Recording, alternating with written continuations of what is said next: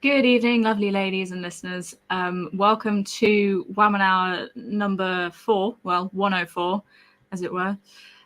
Joined by two lovely ladies this evening. We'll start with Caller Shield Maiden. Thank you for coming back. You're becoming a bit of a regular on Wamen Hour. It's always good to see. Yeah, you can't get rid of me. I mean, Poe couldn't get rid of me, and here we are. And lovely to have you back, Cows. Haven't seen you for a while. Yeah, I know. It's good to be back on. Where the hell have you been? Sneaking around in the background. Yeah, shenanigans on the other side of the pond, Shenanigans. All the shenanigans. Well, thank you for joining us. Yeah, of course. So this evening, I think I mentioned it last week. I can't remember now. It was last week, 2 weeks ago, whenever the hell we last did it. This evening, we're going to be reviewing one of Poe's videos, Poe's Law, previous Wamen Hour. Oh, we've lost one. She'll come back. It's all right. We'll carry on, and hopefully Caller Shield Maiden will pop back up in a moment. So yes, we're reviewing one of Poe's videos, which came about from one of her viral Twitter threads, and it was. God, everything's going wrong this evening. So sorry. It was named "Why Do Women Nag?" Welcome back, Caller Shield Maiden. Sorry about that. This is such a chaotic stream already. Why do women nag? And that as a question raised a lot of eyebrows. I think we've briefly covered it on Wamen Hour before about nagging and women's roles, etc., especially within the household. The link for Poe's video is linked below. So if you haven't watched it, go and watch that. And then maybe come back and watch this again, because it might make a bit more sense. But we're hoping to not only review Poe's video, so I think we've all got a few comments to share on it, but also to give our own opinions on why we think women nag. And I use the word nag very loosely, nagging in inverted commas, because not all of us see it as nagging. So, Cows, should we start with you? What's your thoughts on Poe's video? Naggers. So basically, there's a lot of that I took away from her video. Basically, there's quite a bit of it that I do agree with. I guess the sentiment of the reasons why women may have in order to nag, but also the kind of reasonings behind it. There was a few segments. I don't want to spoil it too much. We're going to get into that. Specifically about, the male's role in the household and how women perceive that. There were a few bits of that I kind of disagreed with, but we'll get into that as we, watch. Yeah, definitely. There's definitely a few sort of notes I took down on that subject as well. Caller Shield Maiden, your first opinions of Poe's video. Well, I was surprised how broad the topic is. It's first it's like nagging, but then she went on to talk about how men need to not just play video games all the time, and this leads on to nagging. So there's nagging because you're a terrible person. Then there's nagging because one cannot communicate correctly, but then there's having a go at your man because he just plays video games, and that's very unattractive. Yes, I think the word she used specifically was admiration. So I think we'll jump straight in from your point there, Caller Shield Maiden. I'm sure, Cows, you've got some comments on this as well. Yeah, that's basically what I was referencing. Are you a bit of a gamer, Cows? Oh yeah. I used to be a lot more competitive when I was a teenager. Now I'm just kind of casual about it. I'm also a nester, as Poe said in her video, of the man that just surrounds himself with random articles of clothing and plates and stuff. I feel personally attacked right now because I said to the ladies before I came on, they're like, "Oh, we've not got our cameras on." I said, "No, because I'm nesting. I'm sat at the with a blanket around my shoulders, with an empty teacup and a pint glass. Pint glass is full, obviously, but I am nesting at this current moment. So it's not just the men who do it. Okay, it's gone 9 o'clock and I've been busy. I'm allowed to have said random item of clothing over my shoulders. I think we're allowed to have the comfy, cozy, nesty spirit every once in a while. Absolutely. Everyone nests occasionally. So yes, the thing I picked up on, especially with the video games situation, is I will jump straight in and say that a man playing video games on his own while in the same house as you is not attractive.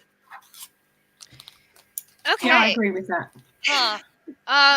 For a bit of context here, if in case any viewers haven't watched the original video, what Poe was basically getting into was during a man's leisure time, this is her point, not mine, he should be doing a hobby that is more attractive than, sitting around playing video games and watching TV, that kind of thing.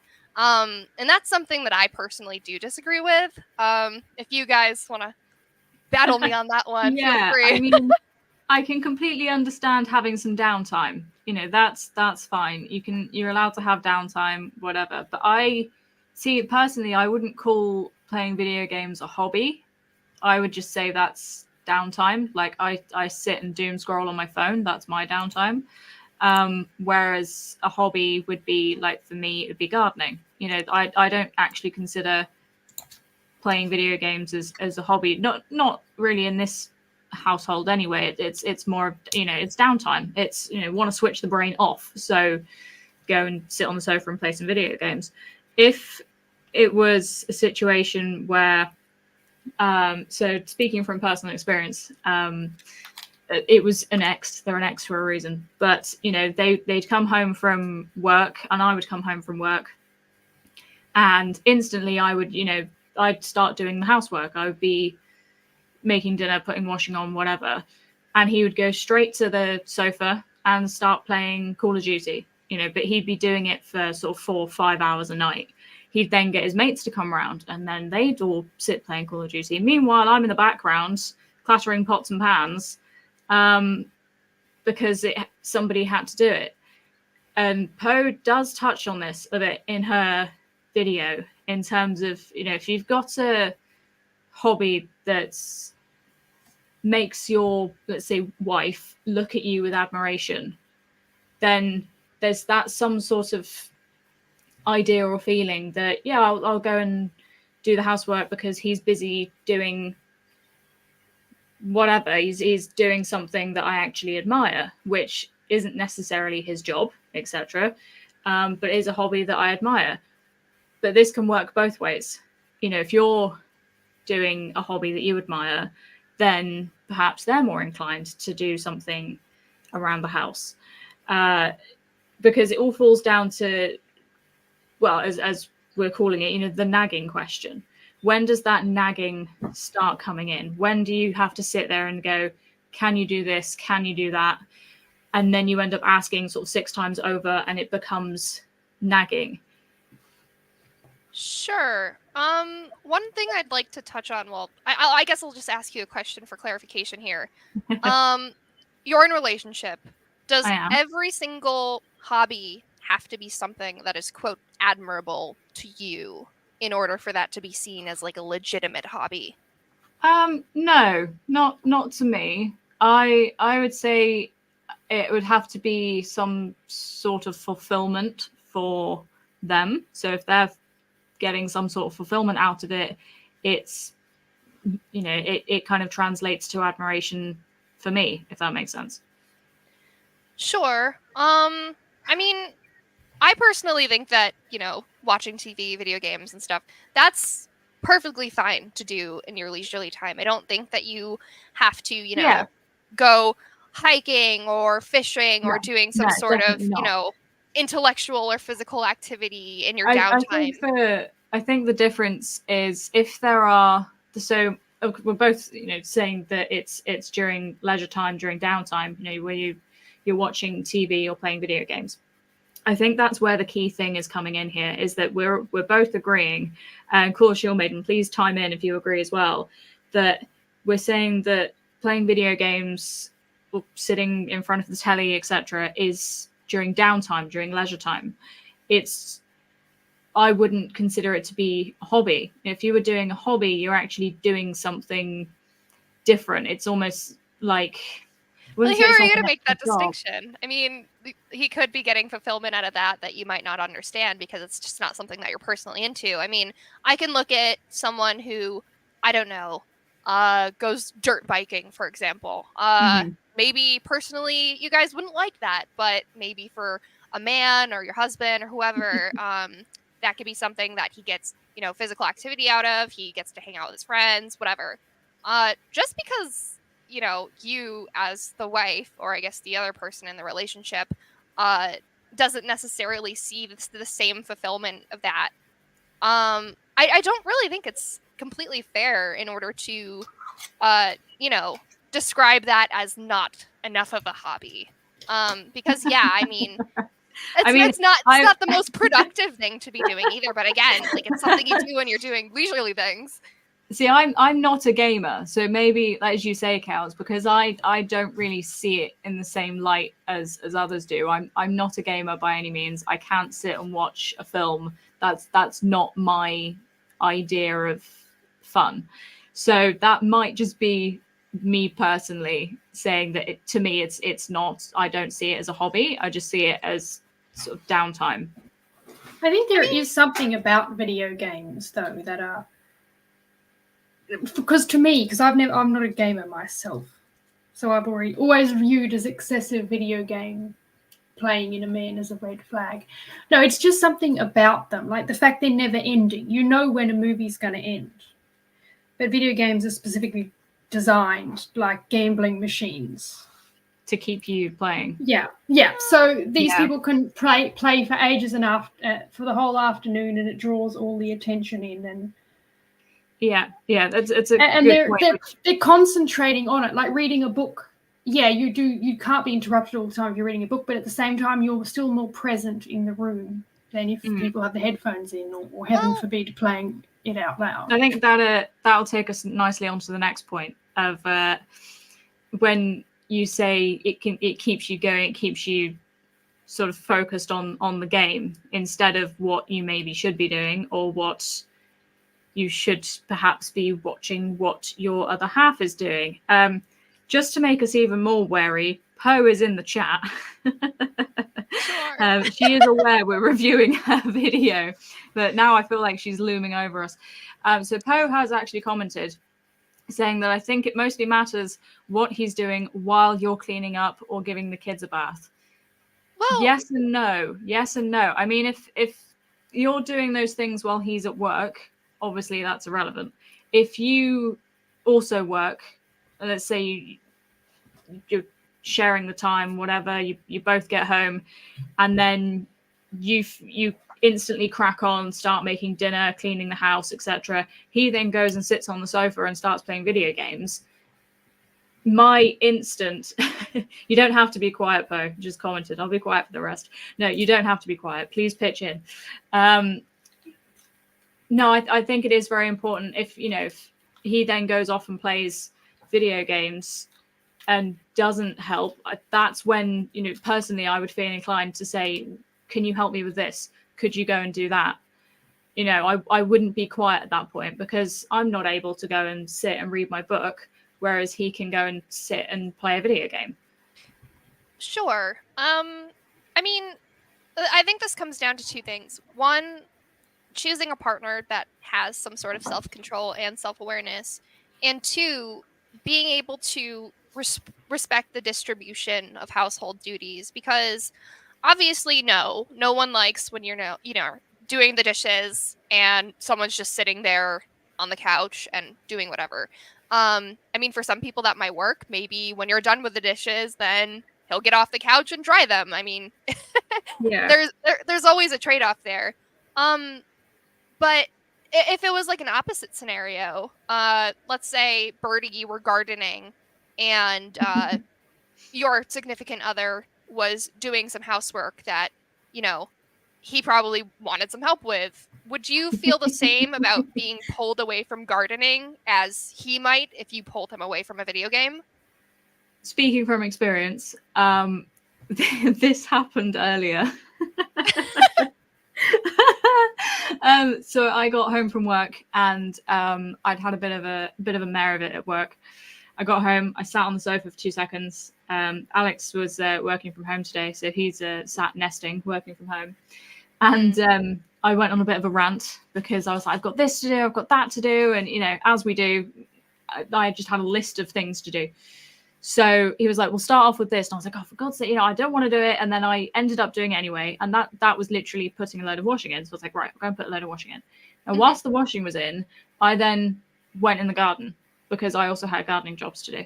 So I was in the garden, pottering away. And Alex comes out. He says, what do you want for dinner? I went, oh, I don't know. And he went, okay, I'm going to do, I can't remember, pork and pasta or whatever it was.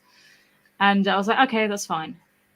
And then it was the sort of, because I was still in a mood. Now I was literally in the potting shed, potting up some peas and broad beans, you know, muttering away to myself and completely oblivious to the fact that Alex was doing the dishes and making dinner in the kitchen. Mm-hmm. So of course, when I came back in, there was a bit of guilt there from me. But he never once actually said, can you come and help me with this? Now there's, as you said earlier, Cows, about having a partner that you can work well with, you know, having a team player. So we are very much in this household anyway, we're very much a team. Very rarely will we say, okay, can you do this or can you do that? Because we kind of know our roles, if that makes sense. Mm-hmm. And when I say that, I don't mean the stereotypical gender type roles. You know, we both work, we're both very busy people, we're both in various community projects, etc. So we do have to work together quite a lot regardless, but we kind of do that in the house as well without thinking about it. So today, because I was doing gardening jobs and doing the washing, he made dinner and did the dishes, you know, and there was no question of, oh, why am I doing it and you should be doing it? None of that, you know, none of that at all. We just did it. You know, no question, which brings us on to another one of Poe's points, which I did write down because I've got there were so many good points that Poe came up with, where, you know, women being stereotyped into being in the home. Housework is more tolerable for women. Now,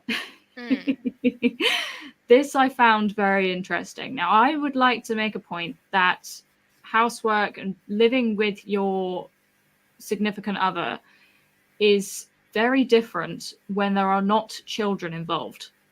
Oh, yeah. Now, I think the gender roles do come into play a lot more when you've got children. Not only because, obviously, when they're young, as a mother, you can't work as much, if at all. So you are in a way confined to the house. So you're just going to go and do the housework. Yeah, as she put it, your house kind of becomes your project. Yeah, which made a lot of sense. And I know a lot of people would frown upon that, of the house becomes your project, but it does. You know, I'm usually quite a house proud person, but I will openly admit my house looks rather well lived in at the moment. But yeah, your house does become your project, especially if you are home all the time. Mm-hmm. Shield Maiden, you're very quiet. Have you got anything to pitch in? Or are you, I was just thinking, because you mentioned the difference between kids and no kids. Because I know, like there's a difference if you're a man. There's a difference between, you know, the wife doing the housework and her feeling you're an extra child who's just to clean up after. Yes. Yeah. I think that there's quite a bit of responsibility in that, I would say. If you don't feel you're being used like a maid. Yeah. I mean, you still might be doing your husband's laundry and doing the dish. You might still be doing the stuff, but you don't feel like a maid if, you know, especially if the man isn't purposefully leaving his stuff lying around or not doing, because you know, if I obviously I'm not speaking from experience here, but if you had kids and you're having to clean up the house, but the man is there supervising the kids, I mean, it still makes the housework easier, even if you still have to do it because you're not taking care of the kids at the same time. Mm-hmm. Yeah, absolutely. You know, that comes back into the team player role. And you made a good point there of, you know, as long as it doesn't feel like you're picking up after an adult child. Yeah. Which again, speaking from experience, luckily very much not in the relationship I'm in now. No, as I've mentioned on Wamen before, my ex was very much an adult child, to the point, you know, he did call me mum once, and it was an accident, which made it even worse. If I made him a coffee, he turned around. Oh yeah, you can laugh. Yep, go ahead. Yeah, that was a major deal breaker. That's beyond ridiculous. Yeah, I made him a coffee, handed him said coffee, and he said, "Thanks, Mum."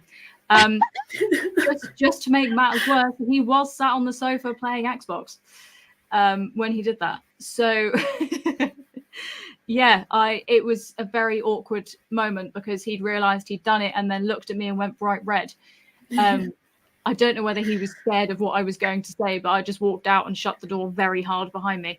But no, I do have to admit that I did, for that particular relationship, you're both going to be laughing about that for weeks now.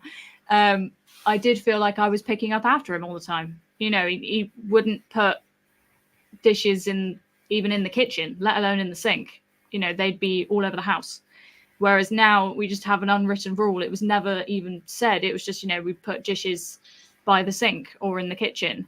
Mm-hmm. You know, it is still teamwork, even if you're, so let's say, as an example, you know, I will always do the washing because Alex openly admits he doesn't like using the washing machine. I don't know if that's because he's scared of breaking it, but there's a lot of buttons on that thing.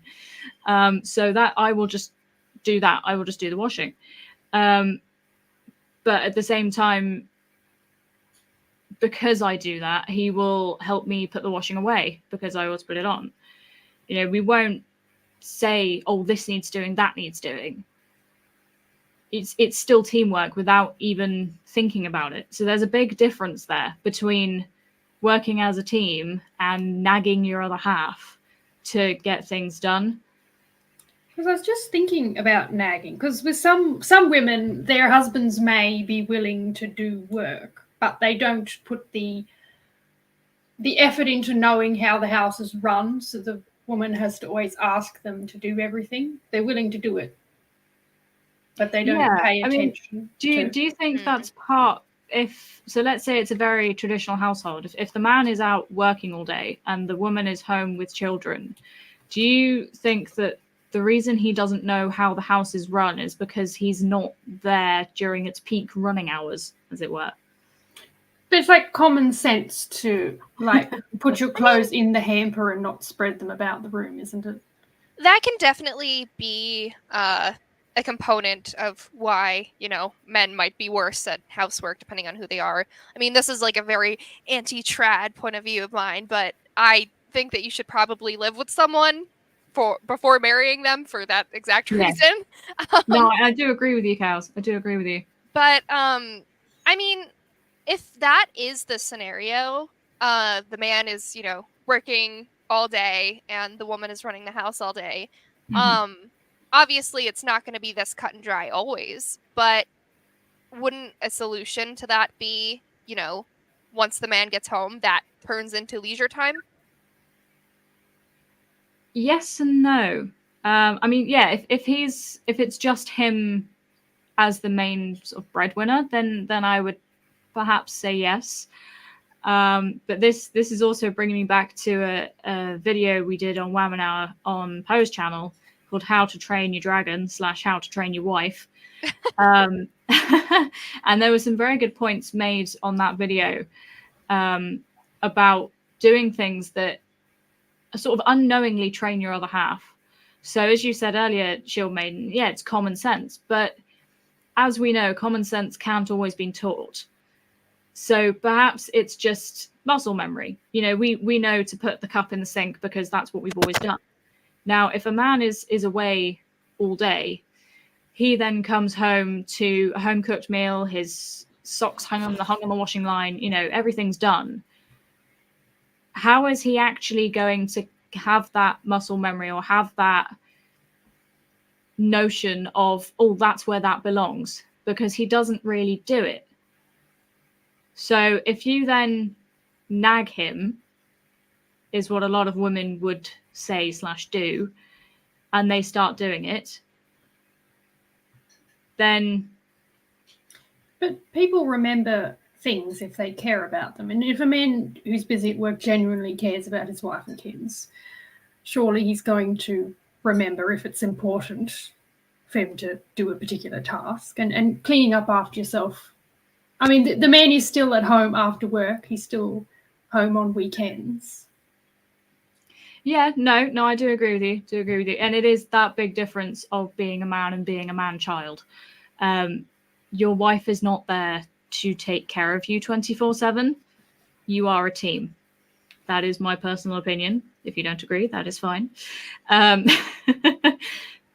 it is majorly about teamwork. And I can give a very good example of the man working all day, coming home to carry on helping around the house. And that would be my bosses at the moment. They're a few years older than myself and Alex. And they have currently got a month-old baby. Now, he's obviously my boss. He works with me all day. And his wife, who's my other boss, is at home with baby. Now, he has come into work so tired. He's like, oh, I've got to go back and I can't just put my feet up. I've got to go and help my wife without saying too many names, you know, with baby, etc., and start doing things. Now, as you said earlier, Cows, is that eating into his downtime? Well, obviously when children come into it, that's a bit of a different scenario. Mm-hmm. I mean, for the earlier years, I think primarily the woman is going to be like the main caretaker. Obviously, fatherly duties are an undeniable part of parenting, especially if you live within a traditional setting. But again, if you are working a job and, you know, providing for your wife, who then goes on to have your children, obviously there will be some sort of split, but instead of seeing it as like a complete 50-50 team, I mean, I see relationships more in that sense as like symbiotic relationship. Like, you know, each action might not have an equal reaction on the other side, but nevertheless you guys will benefit one another. And obviously with your husband you have to find something that works for you. But I don't necessarily think that, you know, having to step up as a father is necessarily, you know, like has to mean that that's eating into downtime. Yeah, I mean, I would even categorize it as being a gender role. Sure, yeah. I would put that down as gender role. You know, if you get home from your job, and don't get me wrong, I love both of my bosses very dearly, because I worked for their parents with them before they became my bosses. So it's very much a family run business. But they very much, you know, he doesn't not like going home because he loves his little daughter so much. They're a lovely little family. So even though, you know, he might sort of nag a bit during the day and go, oh, I've got to do this when I get home. I can't just put my feet up. But I know secretly he does actually love it. So, you know, today the mum came down because she had to bake a load of brownies for our cakes, etc. And the dad, my boss, had baby in a sling strapped to the front of him. So they quite literally switched roles because they had to. There was no question. It was just, here's the baby and you get on with it.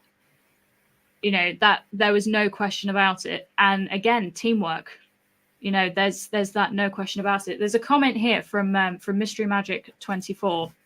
And we had covered the first bit. It's the last bit of the comment that I'm actually interested in. It's an effort not being recognized, I think, can contribute to a lot of nagging. I think that's very true. If the man is away as the main breadwinner during the day and he comes back and just sees the house is clean, he doesn't know necessarily what effort goes into achieving that. He doesn't necessarily see what goes into keeping the children well fed and clothed and happy and the house clean, you know. So if you don't recognize the effort being put in, I feel like that can contribute to the woman then nagging because she doesn't feel recognized in how much she's actually been doing. Well, I think it's important to note as well. I mean, if, let's say, woman stays at home, she has a hectic day, maybe the house gets, like not as clean as maybe she would like it or the husband would like it and that kind of thing. And the husband then, complains about it when that's not really his duty. How do you guys feel about that? Because on one hand, obviously, if the man is the sole breadwinner and the woman is maintaining the house, obviously that is that's her domain. That is her responsibility. At the same time, I mean, I guess I'll just ask, do you guys think it's fair for a man to go and then like complain about that? Because that's kind of where I see the whole nagging thing can come from. Like, women expect the men to pick up where they left off with their housework. And this is kind of why I see it as like a bit unfair because men, they go out and they work.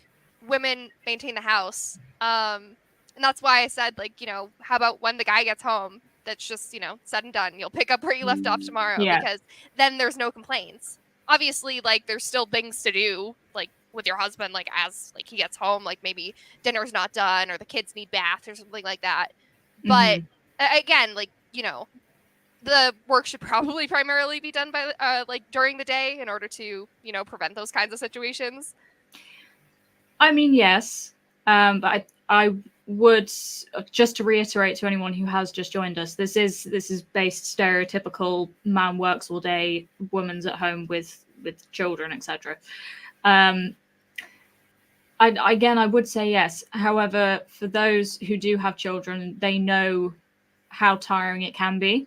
So if something isn't done, let's say a load of dishes wasn't done when the husband gets home from work, if he then starts complaining that the dishes aren't done, I would probably lose my head. I would be so annoyed because he hasn't seen what's happened in the house that day, just as the same as you haven't seen how his workday's been. And I think a lot of this comes down to communication. One of the first things we do is if we haven't seen each other all day, we get home from work, one of the rules we have is whoever's home first makes dinner.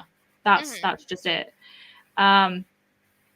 Well, that's basically what I was saying. Like, if a man critiques a woman for the things that is within her domain, her realm of, responsibilities, wouldn't that be the same as, the wife is mad that you didn't get this paperwork done, like, at work?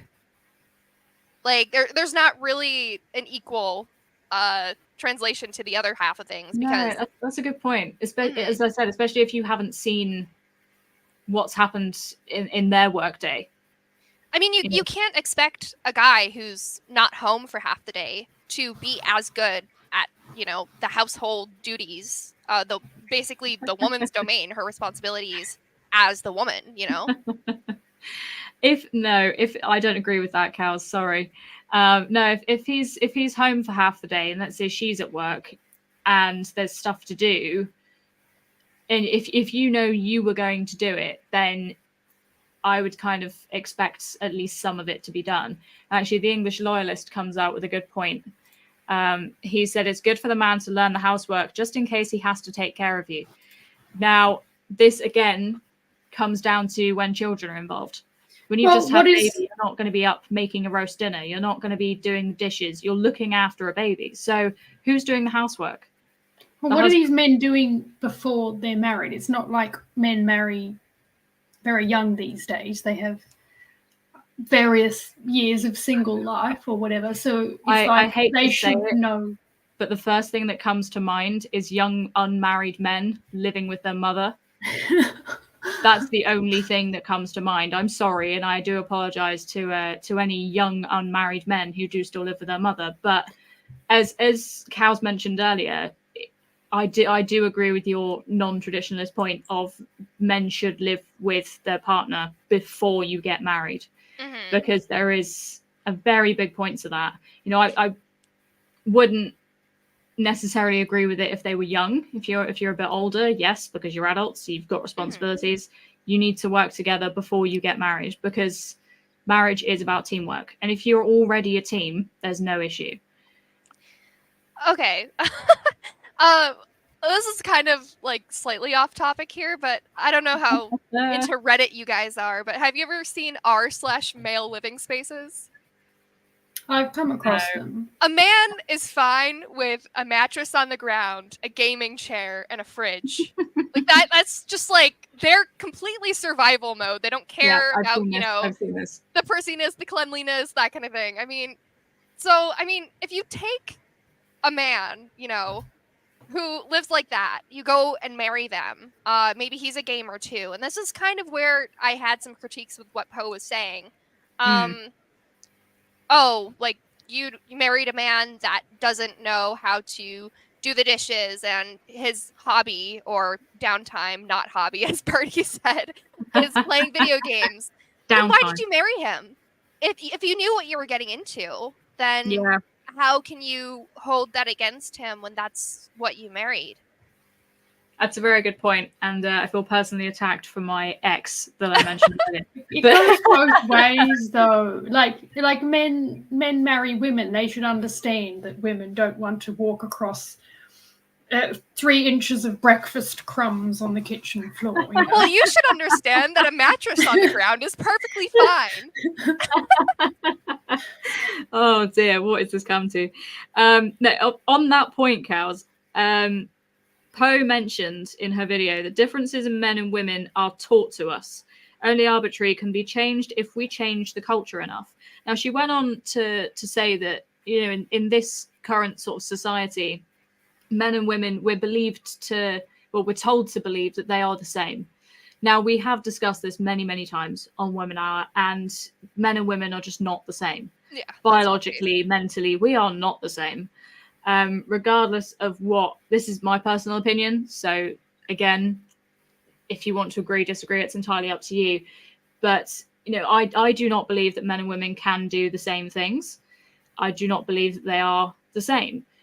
Now, this massively came down to, again, the gender roles. So because men and women are believed to be the same, then they were saying, oh, well, men should also do the housework all day, and women should go out and work all day. Now, I am a bit of a traditionalist. I'm quite happy being at home. I do have a job, as I said. I do work. This is a 2-income household. But I know full well that, if Alex is out working all day, then it's down to me to put dinner on the table. It's down to me to do the housework, etc. Absolutely fine.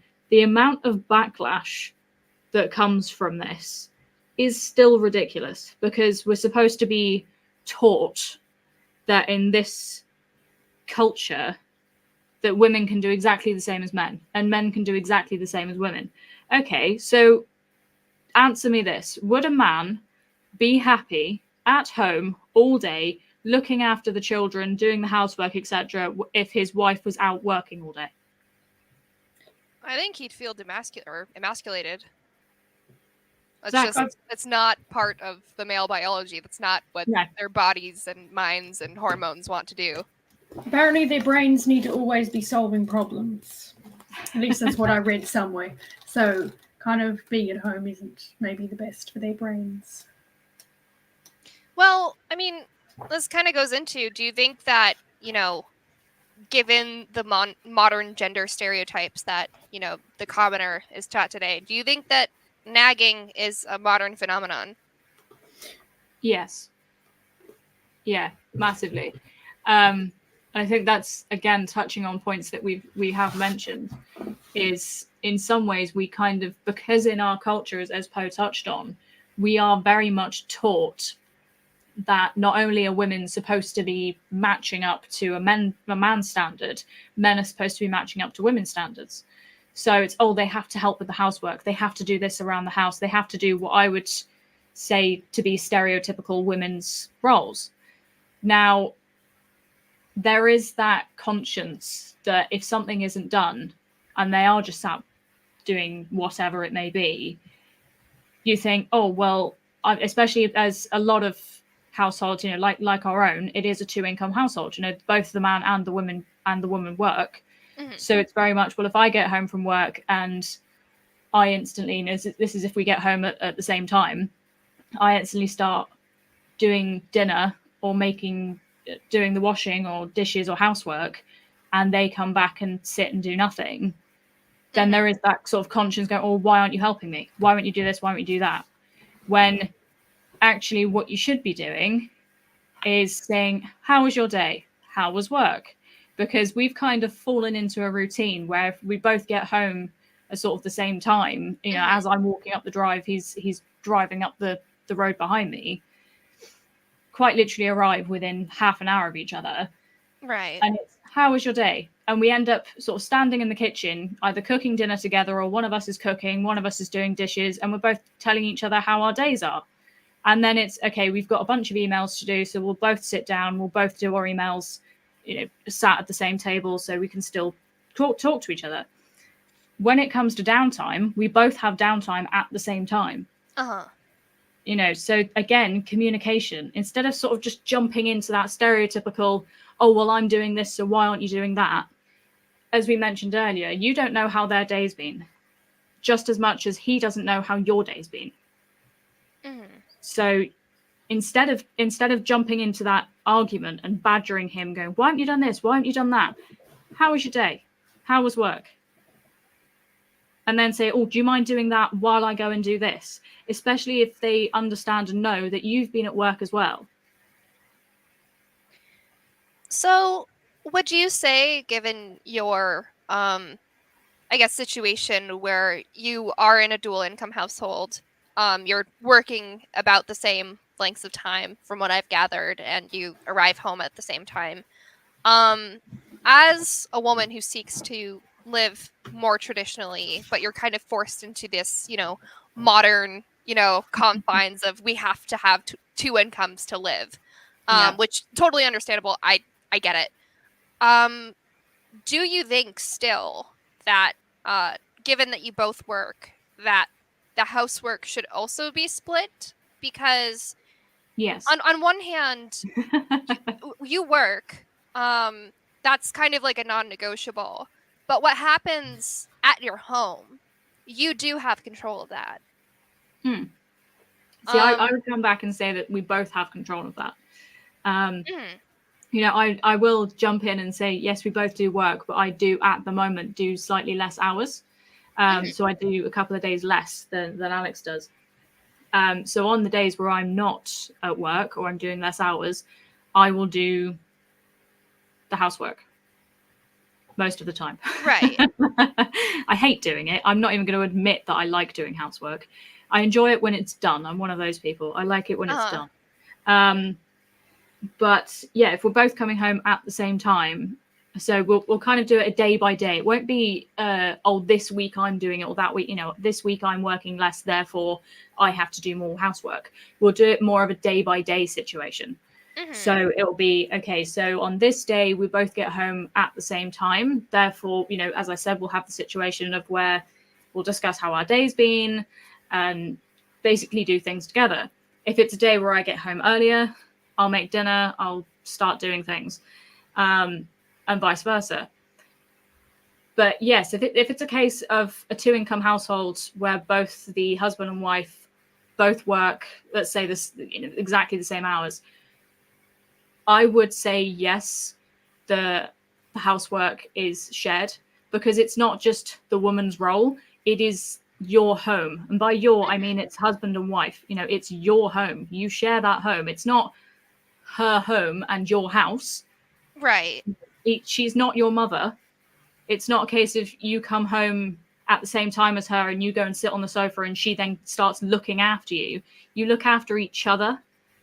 And when you put children into that situation, so let's say they're older children, so you've both been at work, the kids come home from school, you've both been at work, what do? You work as a team because you're looking after your children.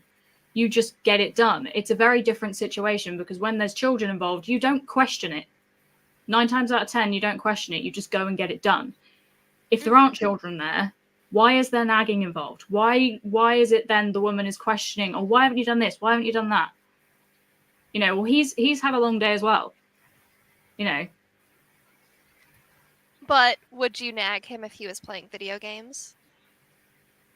It depends how his day's been. So he can play video games if he had a bad day? If he's had a very, very tiring day, because of the kind of man Alex is, he's very headstrong and determined. So if he's got things to do, he will go and do them first. And then he will go and sit on the sofa and have some downtime, whatever.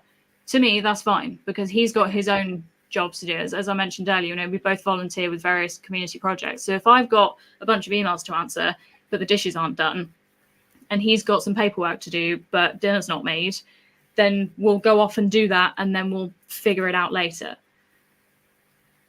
Sure. I mean, it all comes down to like what kind of routine works for you guys, obviously. Yeah. There is a lot of routine involved. I think that's where a lot of nagging comes from as well, is if you don't have a set routine. So my friend actually got a hold of me the other day because he's having troubles with his long-term girlfriend, which I found hilarious, to be honest. And he was like, I get home from work and she's sitting there and nothing's done. And it was like almost like roles reversed of the nagging. He found himself nagging her. So normally we instantly associate with women nagging, but he was like, I find myself nagging her and now she's getting annoyed at me and all this. And I was like, okay. So I had to go full counseling mode and was like, what is happening? Why are you in this argument? And it came down to a bunch of things. It came down to neither of them had a routine. They both have different diets, so they never agree on what to have for dinner and all this nonsense. And it really did come down to routine. It was like, right, we'll set a time. When do you have dinner? We always have dinner at roughly the same time every night. That's just what works for us. Because we know we've got sort of an hour from when we get in from work to when we're having dinner. So we've got that hour to do the dishes and make dinner. And then we'll take an hour to 2 hours after dinner doing other jobs, whether it's emails, phone calls, whatever. That's how we work with our routine. But if you don't have a routine, things fall apart, especially with children. Those with children will know routines are very important. They've got their bedtimes, they've got the times when they wake up, the times when they have dinner, etc. You have that routine. So there is that structure there of, okay, well, this needs to be done by then. If there isn't a routine there, then you find yourself going, oh, well, can you do this? Can you do that? Well, I need to go and do this. So can you do that now? Whereas even if something isn't sort of structured into my day, I'll say, right, I'm going to go and do that at such and such a time. So at least then they know that's what I'm doing at that time. Mm-hmm. I think a big contributor to the stereotypical nagging, as we do see in traditional life, is, in your friend's situation, the man could nag the girlfriend and say, hey, why aren't you doing my job? But if the roles were reversed, is it fair for the woman to say, to nag the husband and say, hey, why aren't you doing my job? Because that's kind of one of my main grievances with what Poe was getting into is, depending on how the workload is split up, depending on how much the I don't know how many hours the guy is working, the amount of income he's bringing in, that kind of thing. Those can all be reasons why and why not you may choose to split up certain household duties. If a guy is working a 16-hour day, I don't think it's completely fair to put 50% of the household duties on him, you know? Yeah, no, I do agree with you. I do agree with you. There have been days, again, from personal experience, there have been days where I've done a shorter shift than Alex, and I will openly admit that I have not done what I said I was going to do, or I'll say, I'm having a bit of a crap day today, and things are getting to me or whatever, and I will say, do you mind making dinner? Mm-hmm. And he's never said no to this day, but I there have been days where I've seen it on his face and I'm like, yeah, I feel guilty for even asking him. Mm-hmm. So then in that situation, it'll be, okay, well, let's do it together, or I will just be like, okay, sorry, I've just had a really shit day and I should have done it. I will own up to that. I should have done it. But yeah, no, I do agree with you. If it's a case of, he comes home and then you turn around and go, oh, well, these are your jobs, therefore you do them. That's not okay. That's not splitting it 50-50 in my head, because running a household is very much dependent on not only who does the housework or who's in the house the longest, it's also dependent on who's paying the bills. Mm-hmm. Who's out working to keep the lights on, because at the end of the day, you can't do the housework without electric and water. Well, that's the thing. I mean, if I'm working, a part-time job a few days a week and the male is working full-time, I would probably want to pick up more of the household duties than I expect of him, because that's just, allocation of time. It's simple. I mean, that, and like obviously the weight of our actions, like, totally impacts, one, how you live, two, the what's the word? I guess the like effort that you guys will put in. If you're living in a household with someone that you cannot see eye to eye with on household duties, then your ability to run that household is going to falter. Whereas, I mean, if you guys have a routine, even if it's not 50-50, but it just works for you, then you're both going to be a lot happier in the long run. And I mean, that's largely dependent on what you see as truly, like, a good split of the duties. Yeah, definitely. And that sneaky little word, effort, came up again. And correct me if I'm wrong, but in my experience, if you are living with somebody who you're truly happy with, etc., then it doesn't feel like an effort to do these things, because you're not just doing it for you, you're doing it for them. Right. If they're out working all day and you're at home, then it shouldn't feel like a chore. It shouldn't feel like work to look after your home, because at the end of the day, it's you're making it a home not just for you, but for them and for your children, for your family, etc. So I know people call being stay at home mum or whatever, they say it's a job, but it shouldn't be a chore. You can have a job and enjoy it. It shouldn't be a chore to look after your own family. And that is, at the end of the day, what these roles are. You're looking after your family. I think you could describe that as a job. I mean, if, the man is making the money, that's his job, and your duty is running the house, that's yours. There's a job, and then there's chores. Sure. If I don't know if you ever had the same experience as a child, but if you ever had sort of chores to do around the house before you could have TV time or something, I'm showing my age now, or computer time, for example, it was a chore, and you're like, oh, well, I have to do this sort of thing. You felt like you had to do it because you got some sort of reward at the end of it. Well, now it's, I have to do it because it brings me joy. I have to do it because it's taking care of my family.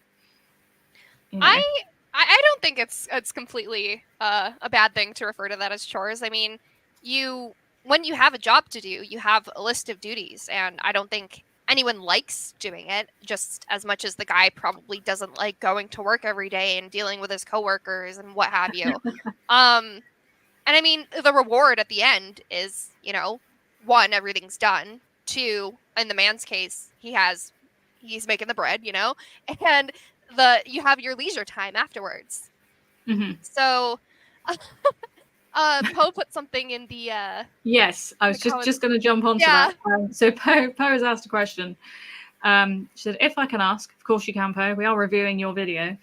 What is the alternative to nagging when your partner is being apparently unreasonable? Curious to how people deal with it. What is the alternative to nagging when your partner is being unreasonable? Don't give ultimatums. Just tell them. Women have tried ultimatums on some of my brothers. Ultimatums that they're not good.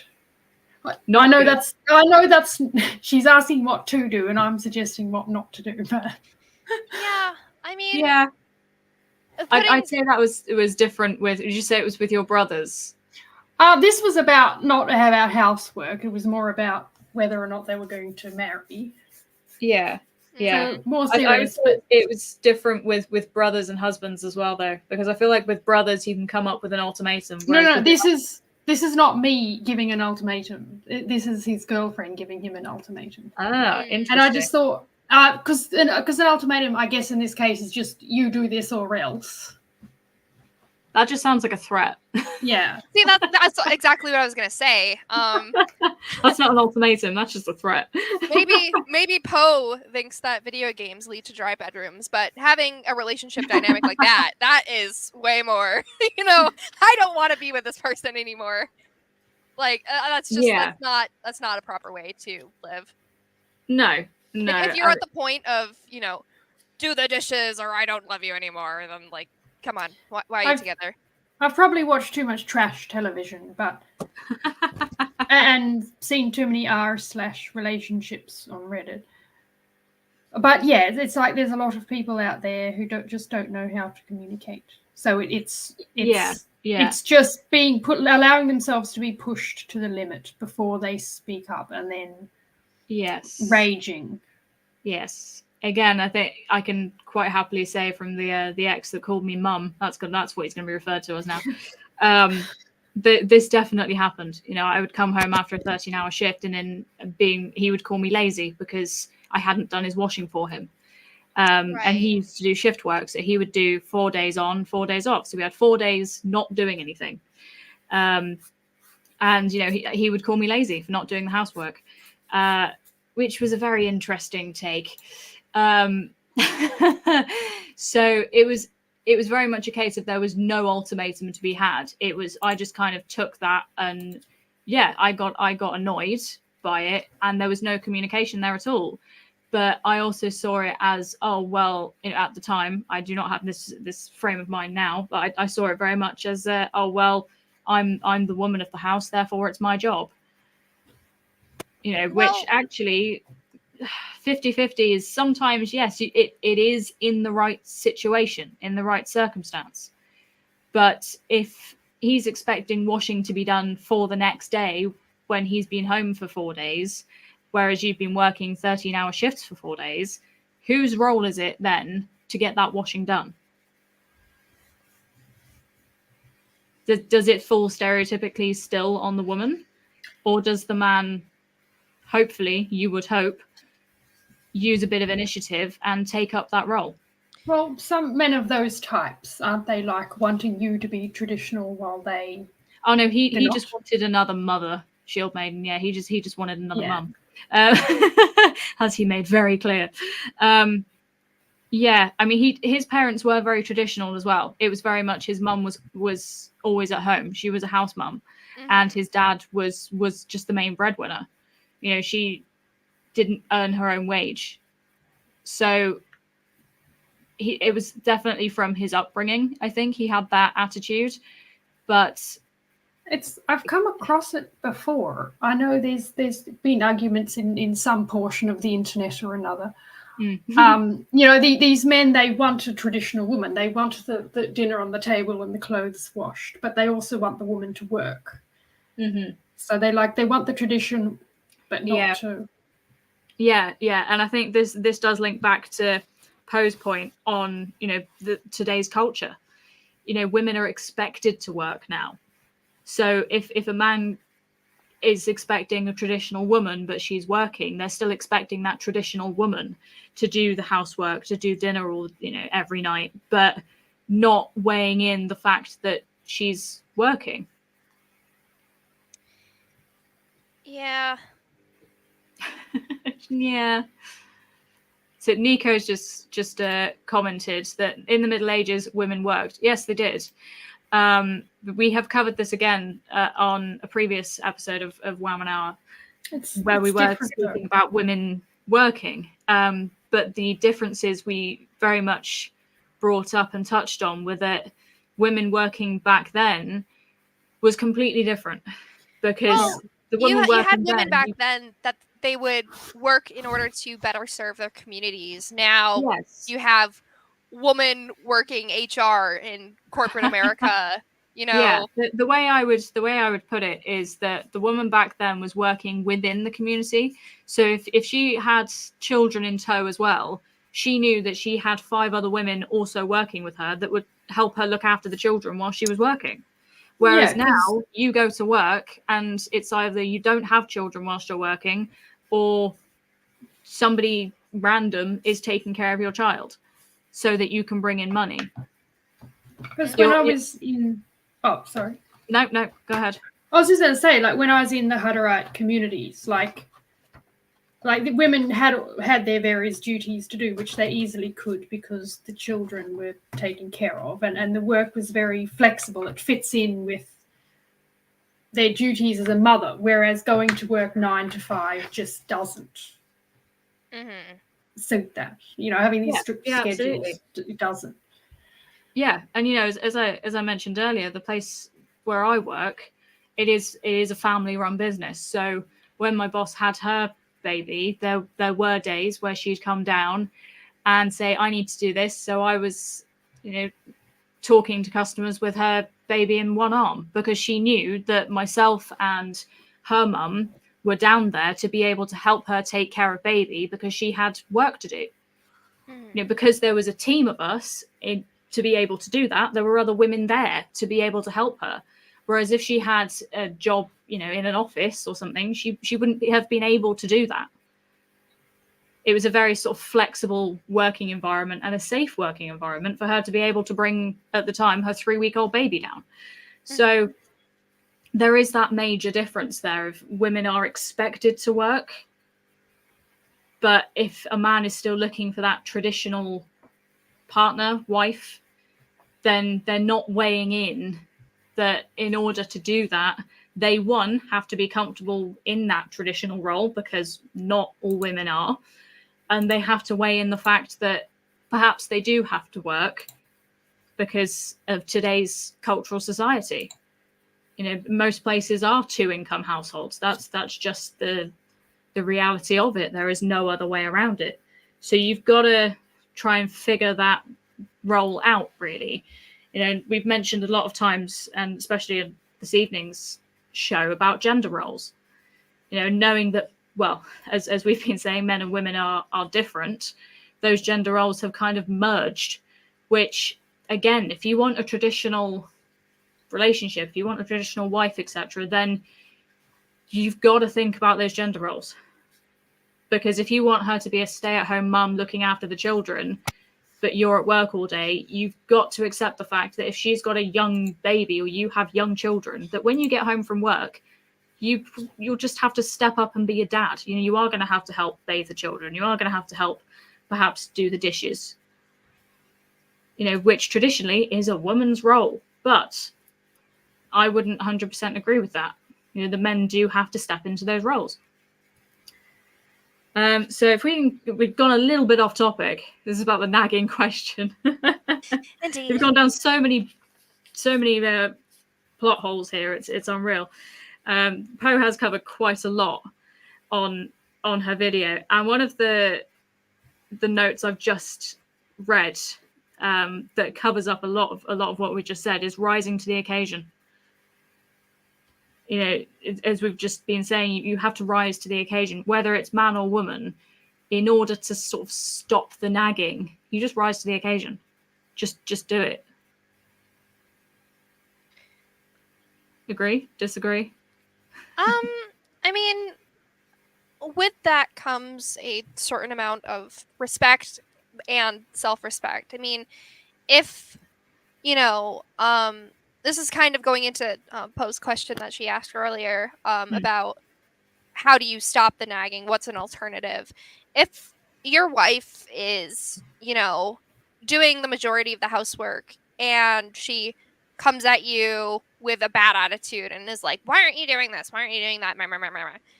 I mean, you can, take that and, like suck it up and roll with it. But that's not really, I personally don't think that you should be treated like that by anyone, especially not your significant other, your wife. If it's a situation where the wife comes to you and is like, look, I need some help. This and this is what I do all day. She explains it, that kind of thing. Yeah. I mean, that's a more applicable situation where the guy should, maybe split up some more of the duties and step up and help out a bit more. But I don't think that succumbing to the nagging is something that any man should do. I don't think that is. I think that's emasculating, and frankly, like, I don't think that a guy should put up with that. Yeah, definitely. I mean, I'm definitely not going to agree that I like nagging. I very rarely do it now. I hope I'm right in saying that. I haven't heard Alex shout in the background, so. But I will say, because we instantly go to, oh, it's women who nag.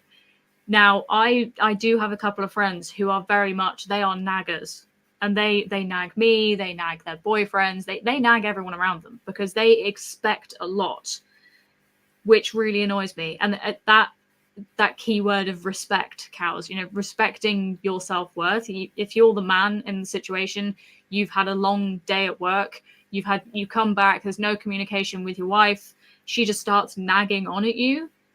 You do have a right to say something. I'm not saying turn around and shout at her, but you do have a right to go, actually, I'm a bit tired. I've had a bit of a rough day. There's communication there.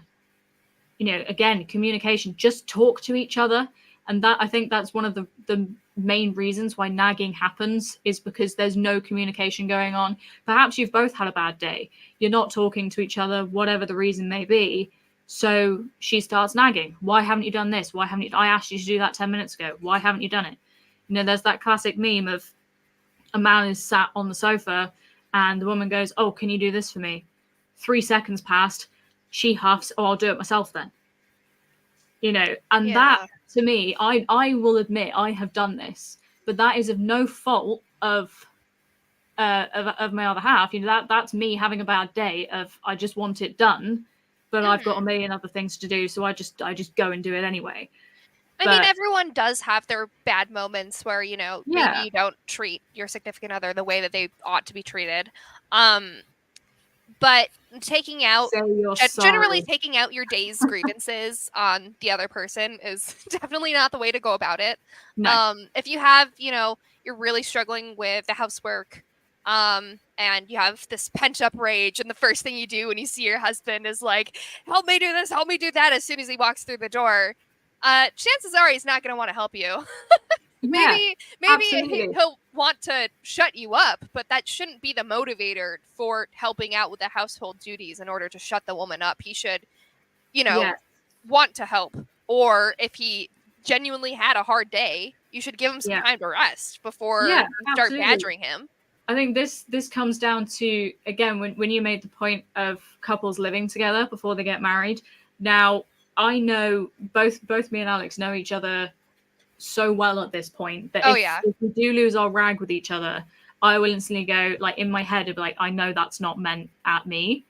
And then 2 seconds later, I'll be like, sorry, I've had a bad day. And I will do exactly the same back. And his reply will just be like, I know it wasn't meant, like, towards me. It was like, it was anger from a different situation. We're lucky enough to have that communication there. A lot of couples, I don't think, have that. They don't have that sort of depth of communication to even notice that, oh, well, they're angry, therefore it must be because I've just asked them to do this job. No. Chances are it's probably not that. It's because you haven't asked how their day was. You don't know what mood they're in, and they might not know what mood you're in. You have to have communication, else nagging will just get to a point where you both blow your tops and it just ends up in an argument. Or as Poe put it, you just hate each other in that moment. And hate is a very strong word. Yeah. You don't ever want to hate your significant other. No, absolutely not. I mean, this is why communication is key. I think that it's important for couples to, have that bit of time where maybe the guy gets home from work, you both get home from work, and you just kind of just take a minute, even if it's like half an hour or something, to unwind and talk if you want, don't talk if you don't want, but just to have that bit of peace, to, take separate yourself from the day you've had and like re-enter into the household where you can, hopefully have some leisurely time with your partner. Yeah, absolutely. So I'm looking at Poe's video and the quotes from her Twitter, because the whole video that Poe did on why women nag came from a viral Twitter thread. And I'm trying to look at that. I keep putting it on mute because I'm terrified I'm going to press play by accident. Why don't we go over the thread? I mean, the thread had a lot. Yeah, I'm trying to find which one it is because I'm on the video as we speak. Okay, this is a good one. Right, let's see if I can share screen. Okay, so this is a clip from Poe's video. So this is one of the tweets from Poe's thread. It says, whether male or female, I'm a bit tired of hearing people say they are too tired to take care of their children or do chores. Your ancestors had a lot more work to do than this, and in much harsher conditions. If you take on more activity, your body adapts to the extra load. Yes. Just yes is all I can say to that. I can say, if you have a day off and you do nothing, you feel more tired. You can genuinely feel tired from doing absolutely nothing. Whereas if you've done, a day from 6 a.m. to 10 p.m., yes, you're going to feel tired, but you're also going to feel a sense of achievement, and you can do it. If you work a 9-to-5 shift, you're so used to doing it. You just do a 9-to-5 shift. And one thing I have noticed, especially with my bosses, is that it took a couple of weeks, granted, but they have kind of fallen into that routine of they're now doing, they're now running off sort of 4 hours of sleep. Mm-hmm. And doing the extra workload, doing the extra time because they've got a newborn. I completely agree with Poe there when they say, especially when it comes to children, hearing people say they are too tired to take care of their children. That to me, that's an excuse.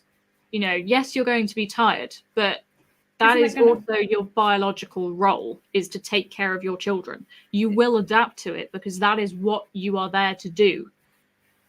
That's creeping into the realm of child abuse if you're too tired to take care of your children.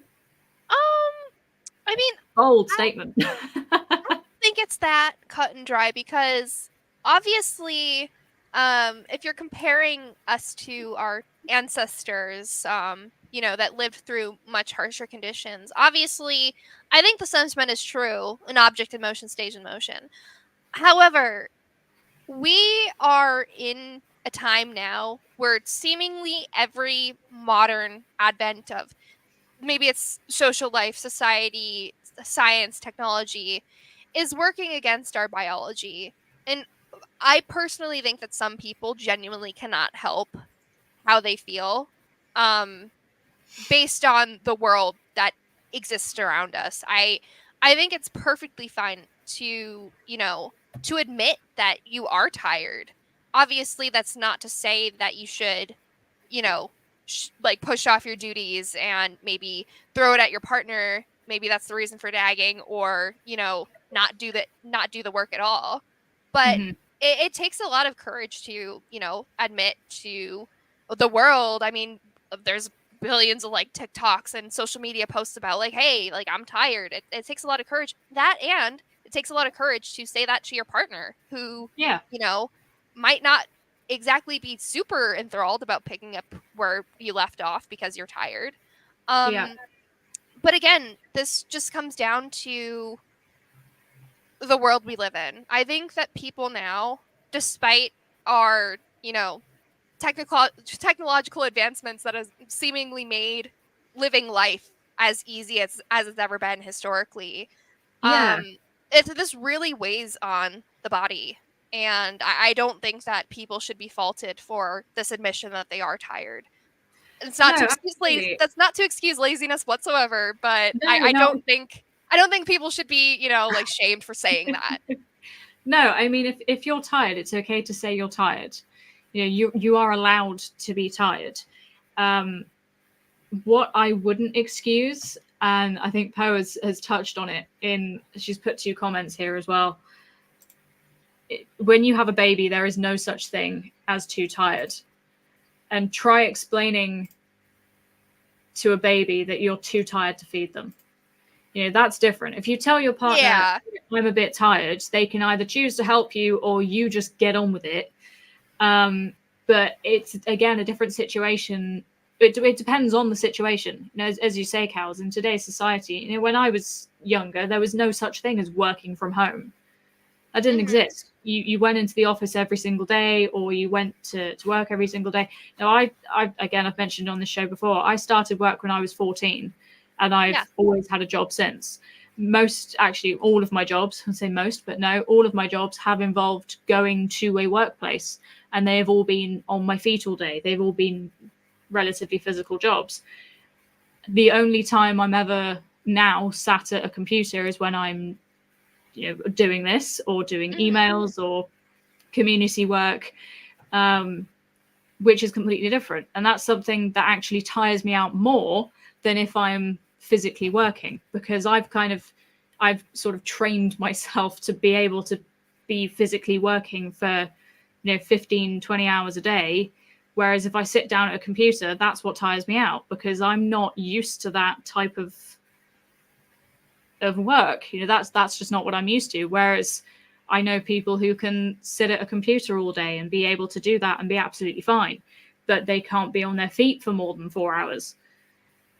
There's a complete shift there, and how in different ways we say we're tired. And again, this comes down to communication. Myself and Alex have done steam rallies and steam fairs before, where we've had sort of 2-3 hours sleep, and we are running off adrenaline, and we will shift trailers with just the 2 of us, which will normally take 4 or 5 people. But because we're like, no, I'm determined, we want to get home, and we just get it done. But we also know each other's limits. And it's like, right, we're going to take a break for an hour because we're both at the point of breaking. And it's like, right, we need to have a break. We need to have a cup of tea. We need to get some food, and then reevaluate the situation. Again, we know our limits. It's okay to say to your partner that you are tired. There is no harm in that. It all depends on how they react to it. That's the key. As you said, Cows, it can take a lot of courage, especially if you're not used to it, to say to your other half that, oh, I'm tired. Alex won't tell me he's tired unless I go, are you okay? Or you look tired, and then he will tell me. Whereas I will just go, yeah, I'm tired. Well, I mean, again, like, that's a difference of gender roles. I think it takes a lot for, a man to admit that he's at a weak point than the woman. Yeah. Because naturally, like, men want to care for, or hopefully care for, like, their partner when they're in that state. But for a lot of men, it can be kind of a blow to have to admit to their significant other, like, hey, like, I'm not really feeling up to what we usually do. Even if something as simple as that, which is completely understandable, given like maybe they had like a hard work day, or they did something super physical or something like that. Maybe they were off doing the most masculine, chattiest, manly thing. And then they don't want to tell their wives that they're tired, Yeah, no, absolutely. And again, as I said before, men and women are not the same. I will openly admit I am nowhere near as resilient as my other half, as a man. I'm just not. I'm the only current female engine steerswoman in the Roby Trust at the moment. But even then, I will do almost the same amount as the guys, and they know that I will do almost the same amount. None of them will step in and go, oh no, I'll do that for you, I'll do this. They won't, baby me as a woman, but they know where my limit is.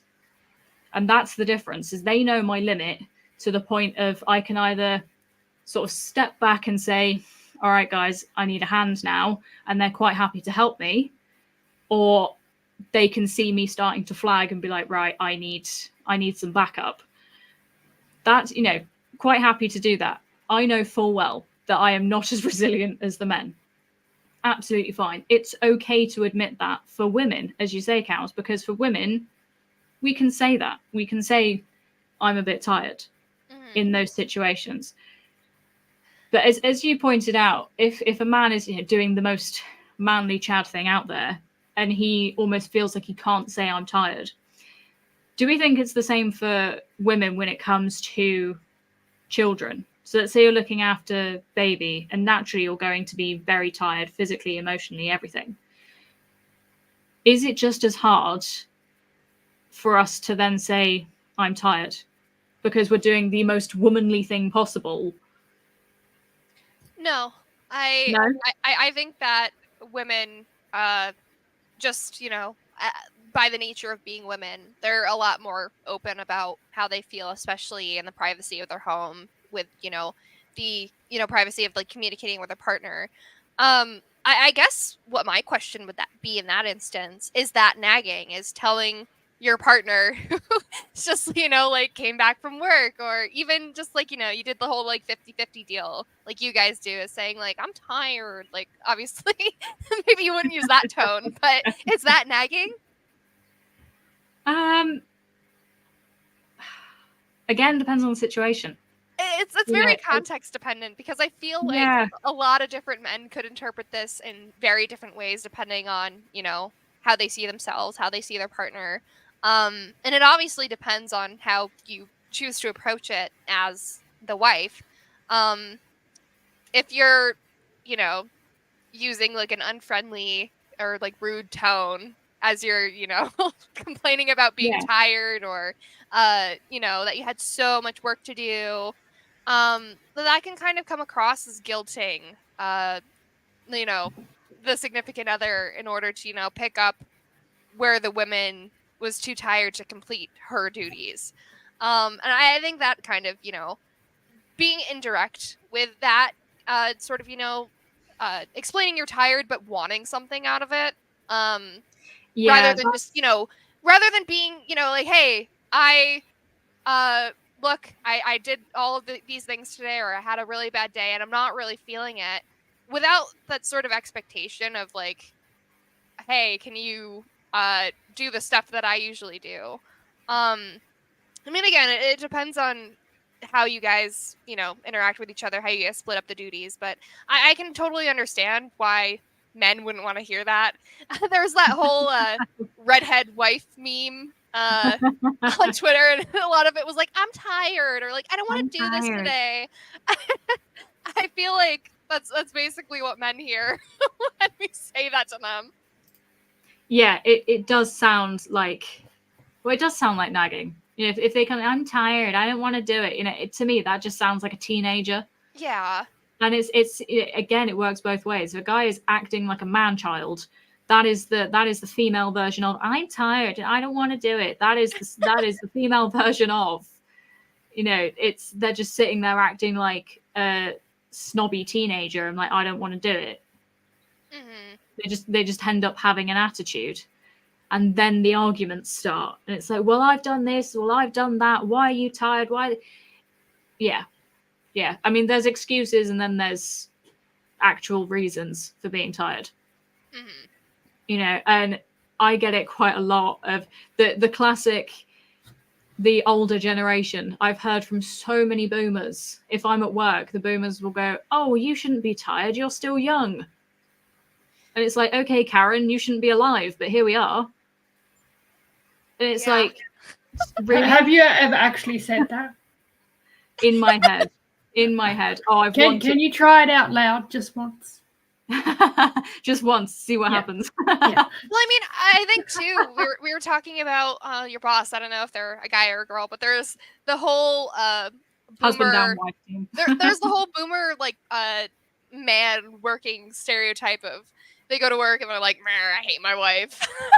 Yeah. And I think that in like the male working space, like, that can be like a place to vent for a lot of them.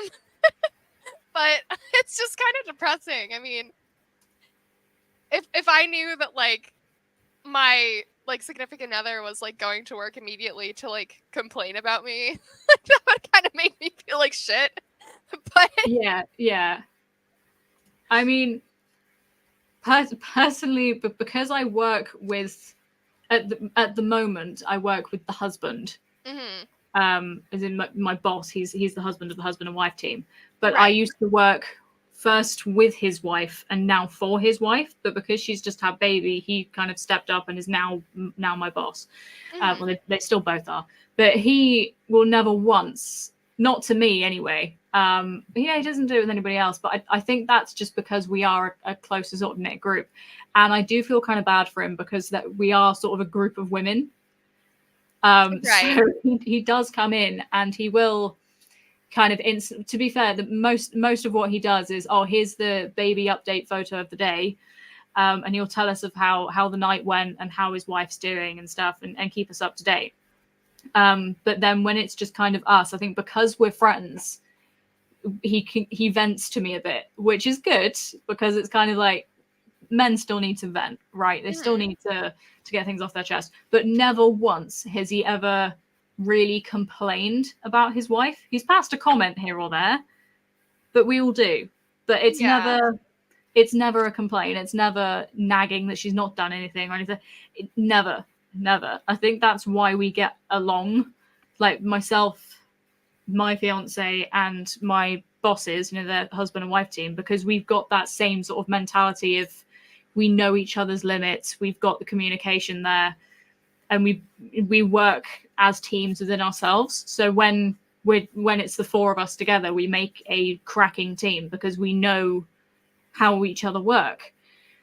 But we've just had a younger lad sort of join the team, and when I say younger, he's 15, so he's nowhere near like the girl situation, nowhere to he doesn't talk about girls or women at all, and suddenly he's been dumped into a into a workplace where there's normally three of us in the room at the same time. So poor my poor boss kind of just sits there and he's like, I can't even talk to another guy about this. It's like, well, who do you talk to about it? And he says a few things to me, but we all know guys talk differently to women than they do to men. We know this. I know for a fact there's things that Alex will say to his mates that he probably will never say to me. They have a vent. They've got their safe space. And he's my boss is also a teacher, but he's a primary school teacher. So I'm like, well, who do you have that you vent to? And he said, most of the teachers I work with are also women. And it's like, oh geez, oh no. So I don't know how to approach that. Who does he have his vent to? Because if he goes home after a day of work and then he starts venting to his wife, what's the deal there? Are men supposed to vent with other men before they come home and then vent at their wives and then the nagging starts? Or do we just have the husband and wife communication? They come in through the door. Have you had a bad day? Yes. Okay. Let me hear it. Which is what we do. But I know full well that not all women want to do that. They don't want to have the vent from their husband. Yeah, I mean, it largely depends on what kind of people you are. Obviously, personality and cultural differences can, be a major contributor to what you do and don't say to your significant other. But I think that obviously having, a space where the man can be with men and the women can be with the women, they can use that as their vent sesh. I don't think that they should be taking things out on their partner, Obviously, like, communication is super important, but I definitely think that there are feelings that everyone has in a relationship that you know, you kind of want to run it by someone else first before you go like spilling it off to, you know, your significant other. Like, if you, you know, are truly unhappy with a husband's duties that he's doing at home, I feel like most women would probably, you know, consult first before she like chucks that at him, you know. So just to clarify there, Cows, when you say husband's duties, what exactly do you mean by that? I mean, it could be anything. I was just kind of saying an example of like women, you know, they might talk about it amongst themselves before the woman like slams that at her husband. Have a bitch. I feel like that might be a good preventative measure for nagging, because I would say it's the opposite. I think it's worse. I think if women go to their group of other women to go and complain about their husbands, I feel like that just puts fuel on the fire. I mean, it could reinforce the behavior, be like, but... oh well, you know, well yeah, they're doing this. Oh, it's because he's an ass or whatever. They're going to stick up for the woman. They're not going to stick up for the guy. That's true. I forget that logic is not a thing in many friend groups. But, logic is not a thing. I would hope that, you know, if a woman was genuinely confused about something and, you know, wanted support from people around her, that maybe she could get some good advice from elsewhere. Yeah, I mean, my head kind of jumps to the mum. So, like, do you go to your mum for these comments? I don't know. I don't go to my mom. No, I didn't go to mine. So, not gonna do it. Not gonna do it. See if I can find Poe's video again, because she had her Twitter comments went slightly chaotic, but they went viral, as we know. But there was more than one tweet. Let's have a look here. She put a few of them up. Let's go on. So, in response to one of Poe's tweets, see if I can show my screen here. Philosophicat tweeted in response, and she said the quickest way to lose the respect of a woman is to be perceived as working less hard than she is. This applies across the board. If a man has time to veg out in front of screens for several hours and she doesn't, she'll perceive him as lazy and unhelpful. If she trains harder than he does in the gym, she'll see him as undisciplined and slacking off. If he sleeps in later than she does, again, she'll lose respect and see him in an unfavorable light. No woman wants to be with a man who needs a break, especially if she herself manages without ever getting a break. This is a one-way ticket to giving her the ick, to dead bedrooms and no longer seeing him as a man, but an overgrown child. He comes across as weak in her eyes. Men who ignore this reality do so at their own peril and would be better off avoiding relationships until they are willing to rise to the challenge that women will inevitably present. That is a very strong comment from Kat there. The first thing I would say is she keeps going on. This is obviously all about the men in the situation. If a man has time to veg out in front of screens, etc. But that works both ways. Again, if the woman has time to veg out in front of screens for several hours, then surely he would perceive her as being lazy. It has occurred to me, like, my takeaway, I guess, from this conversation is like, we all got to make the life we want to live. It's like in our own power to make home life comfortable and communicate properly so we're not nagging or being nagged in return. But yeah, I do actually have to get going. But yeah, thanks for having me on. No problem. Thank you for joining us. I think we've actually, it's perfect timing because I think we're about to switch out panelists. Yeah. So perfect timing. Thank you so much for joining us, Wamen. Yeah. I'm sure we'll see you again on another stream. Yeah, for sure. All right, have a great evening, everyone. And you, thank you. Good night, Wamen. And we're adding to the stage Salmiaki. Good evening. Hello. Oh, can you hear me? Yeah, We you can sound hear great. you. Thank you for joining us. Perfect. How's the audio quality? Absolutely fine. We can hear you perfectly. So I know you've been listening in the background. You've been in the chat a bit. Mm-hmm. There we go. The little one might start fussing, but he's allowed. Not a problem. Not a problem. Have you got any instant points you want to add to what we've said so far, Salmiaki? Instant points. I would say, well, I guess for the audience, I was widowed when I was 37 weeks pregnant, and now my baby is 9 months old 2 days ago. So I guess on the topic of nagging, there's a lot of issues that I think back to with my husband, and I'm like, was it worth it?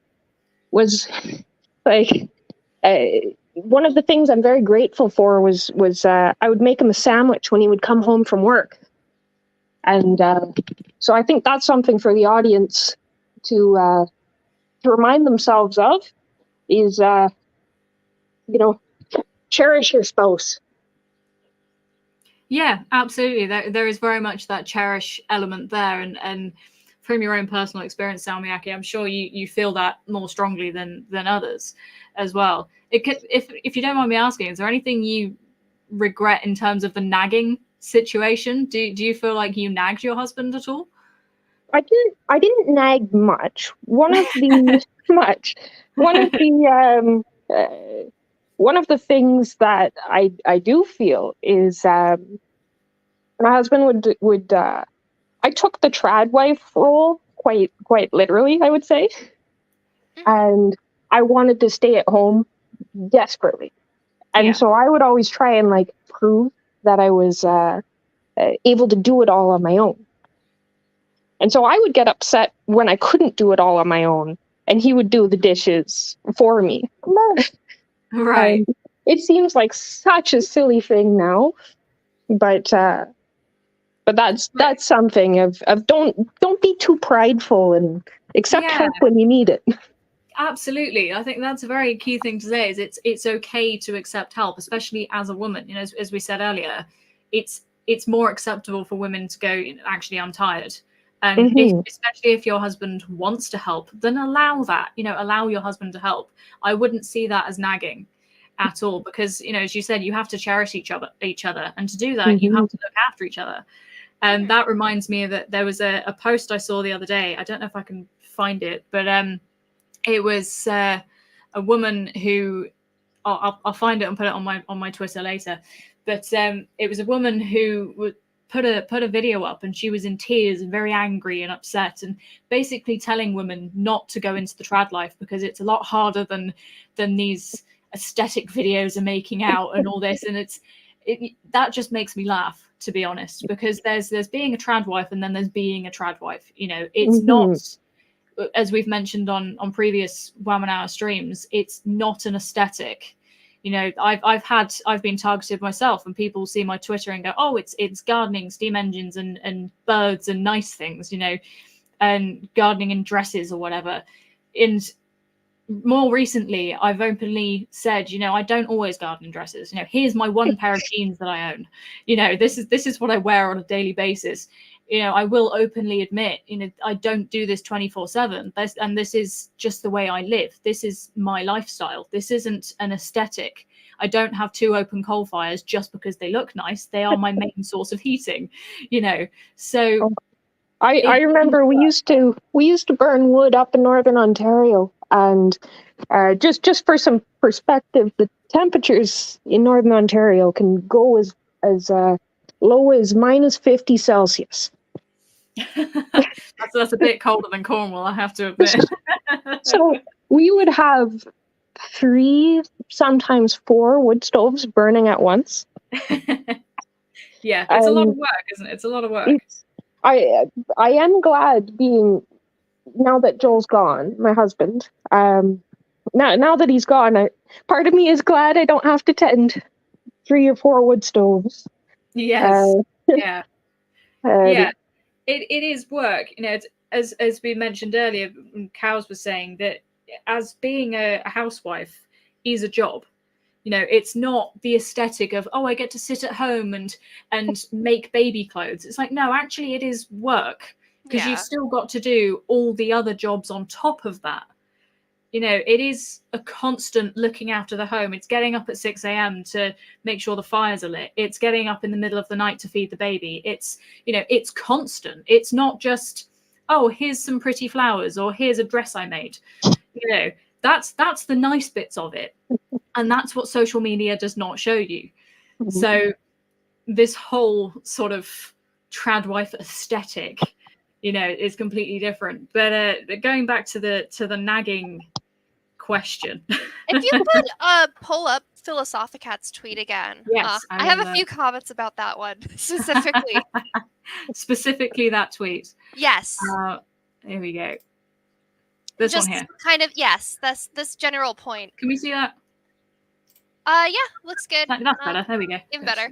I think a lot of this comes down to what you see as important as a woman, and how you view your daily activities. I mean, this is the whole what's a hobby and what's not. If a man has time to veg out in front of screens, I mean, this doesn't factor into the amount of leisure time that the woman has. I think that's also important to note. I mean, do you have time to veg out in front of screens? If you don't, and he does, then clearly the duties are not being adequately distributed. I think if that's important to, you or your partner, that you just have time to, just mong out and, listen to music, play video games, that kind of thing, then, I mean, what's stopping you? I don't see that as unattractive or something worthy of losing respect. Another thing about, like sleeping in, this doesn't factor in how much he works, training harder than he does in the gym. Maybe this doesn't factor in, like, are you going to the gym to be strong, or are you doing that for aesthetics? Does your husband care about his aesthetics? Do you care about him being big, strong man? I mean, is it a personal thing? Well, he might not be. There's a lot of unaddressed variables in this tweet, and I don't think it's fair to, just pick and choose these little bits that, at the forefront might be seen as unattractive, but you don't know what is behind these behaviors. Maybe, a woman, sat watching Real Housewives all day as she cleaned the house. Obviously she's doing something leisurely while doing the housework. Maybe the man doesn't have that sort of freedom at work, and he just wants to, when he comes home from work, he wants to watch something on the TV. And, I don't think that he should be faulted for that. I don't think that anyone should be, losing respect for their husbands because they come home and they just want to watch TV. I mean, you not are just allowed. watch TV, but, on top of everything else they already do. You are allowed to take a break. Yeah, absolutely. There is nothing wrong with taking. I advocate taking a break. If I'm working a very long day, especially if I'm, if I'm down at the Roby Trust with all the blokes there, I will. I'm kind of the mum of the group, as we mentioned in a previous stream, and I will go around and be like, "Have you taken a break? When did you last eat? Here's a cup of tea." I will make sure they all have a break, because they've all got that male mentality of, no, I must keep going. I must keep heaving bags of coal into the engines. And I'm like, no, you need to take a break. It is, a hot summer's day. None of you have taken a break yet. But, when she says, if a man, the quickest way to lose respect of a woman is to be perceived as working less hard than she is. And again, it's that word perceived. Because if you as the wife is saying, oh, well, he's come home from work and he's then sat on the sofa and he's doing nothing, are you then going to nag him and go, oh, well, you need to do this? Can you go and do the dishes for me? Go and put up that shelf for me, when you've been busy all day doing whatever? Again, you don't know what day he's had. Has he had a break during the day? I mean, if he's not had that break, he's allowed to have a break now. It doesn't mean he's working less than you. This is exactly the thing. I mean, there's 1, 2, 3, 4, 5 paragraphs down, second to last one, that says no woman wants to be with a man who needs a break. I mean, I think that is not a very healthy mentality, because I don't want to be with someone who doesn't think that I deserve a break. I think that everyone deserves a break. And I think, the first thing that I want to do when I realize my partner has had a difficult day is that, like take care of him. And I mean, vice versa as well. I mean, like if, I'm, like slogging and I'm like, really tired, if, the person that I'm with is like, hey, look, just like take a breather for a sec. I think that is extremely important. I don't think that you should have to be completely constantly buzz, buzz, buzz, buzz, buzz and have no breaks.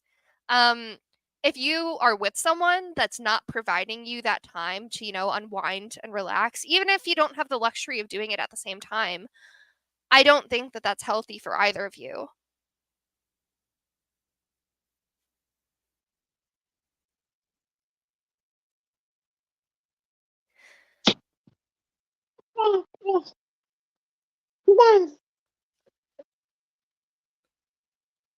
Hello, baby. Yeah. My finger's currently being bit. I see. I guess on the topic of leisure and all of that, one of the things, my husband would work alternating shifts, 2 weeks night, 2 weeks days. And when he would come home from work, he'd be all spun up about this aircraft and that aircraft. And we would sit in the basement for maybe an hour or two, and he would just unwind, usually over a beer. But for any of the ladies there, I recommend that, and just don't speak that much. Don't and men will kind of unspool. Or at least my husband used to. Yeah, I've seen it happen to others. I've been in the situation myself. No one wants to be badgered for if they're the type of man that isn't super open about how they're feeling. The last thing they want to be doing is getting interrogated by someone they love about these sorts of things that maybe they're self-conscious of or want to keep private or that kind of thing. Just lending that supportive hand and being there for them, even if you don't know exactly why they're feeling the way that they are. I think that that's important. Mm-hmm. I have found that in relationships where you definitely know the husband and wife have that sort of deep connection, where, as I mentioned earlier, where they can just kind of, without saying anything, something's wrong, or they've had a bad day without ever saying anything. You know not to cross the line. You know not to go start nagging or questioning things. Yeah, they might not, especially with men. Then 9 times out of 10, they're not going to open up to you. They're not going to say what's wrong, what's badgering them. And it is not down to you to then badger them and start pestering them, because it's just going to start problems. And as Poe said early in her video of why do women nag, about badgering him, and you end up hating each other in that moment and avoiding being on either end of the argument. And these arguments come from, I would say, lack of communication. If you start nagging, 1, why are you nagging? 2, what's the situation? Like, gauge the situation. What are you asking him to do? If it's something reasonable, okay, it might be reasonable to you. Is it reasonable to him? Is it reasonable in that situation? You don't want to start that argument. And as women, we are good at starting arguments. I will openly admit that. I mean, even if it's not an argument, you don't want to be the caveat of creating a comfortable environment for you and your partner.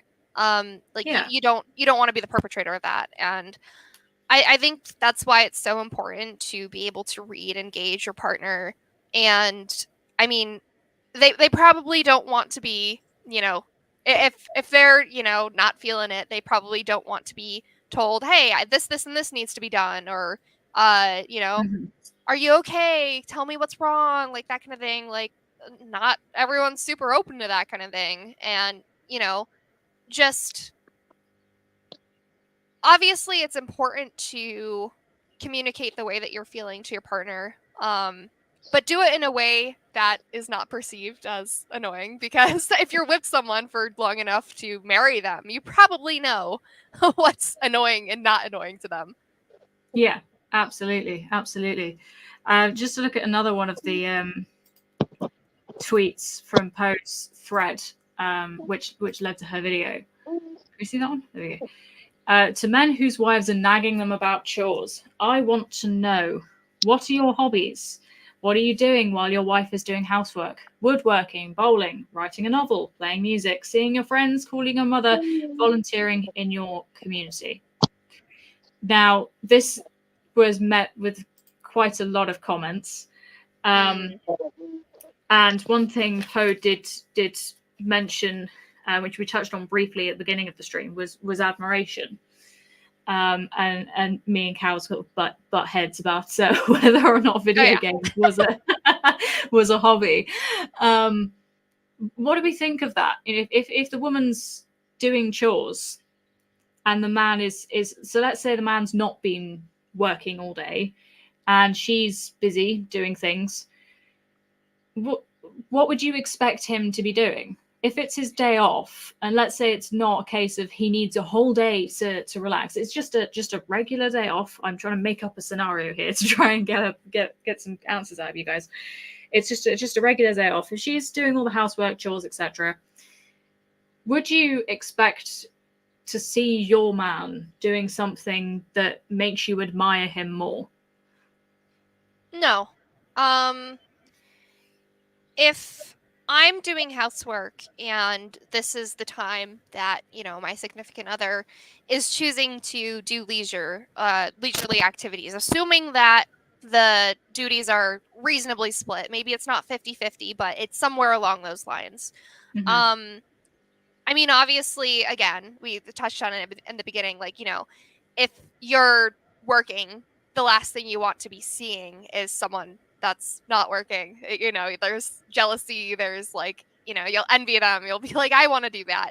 But I mean, if your schedules are in a situation where you have to be doing housework while your partner is taking that time for leisure, I think it's, you know, just as quote unquote bad, or it has the same impact if he was playing video games, watching TV, or doing one of these activities.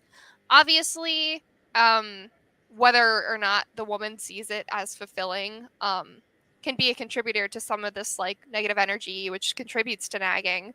But I mean, if a guy was, you know, out with his friends or doing sports or, you know, doing some sort of leisurely activity, or, you know, like playing video games, practically that does have the same effect as, you know, some of the less attractive hobbies, like I was saying, like video games, TV, that kind of thing.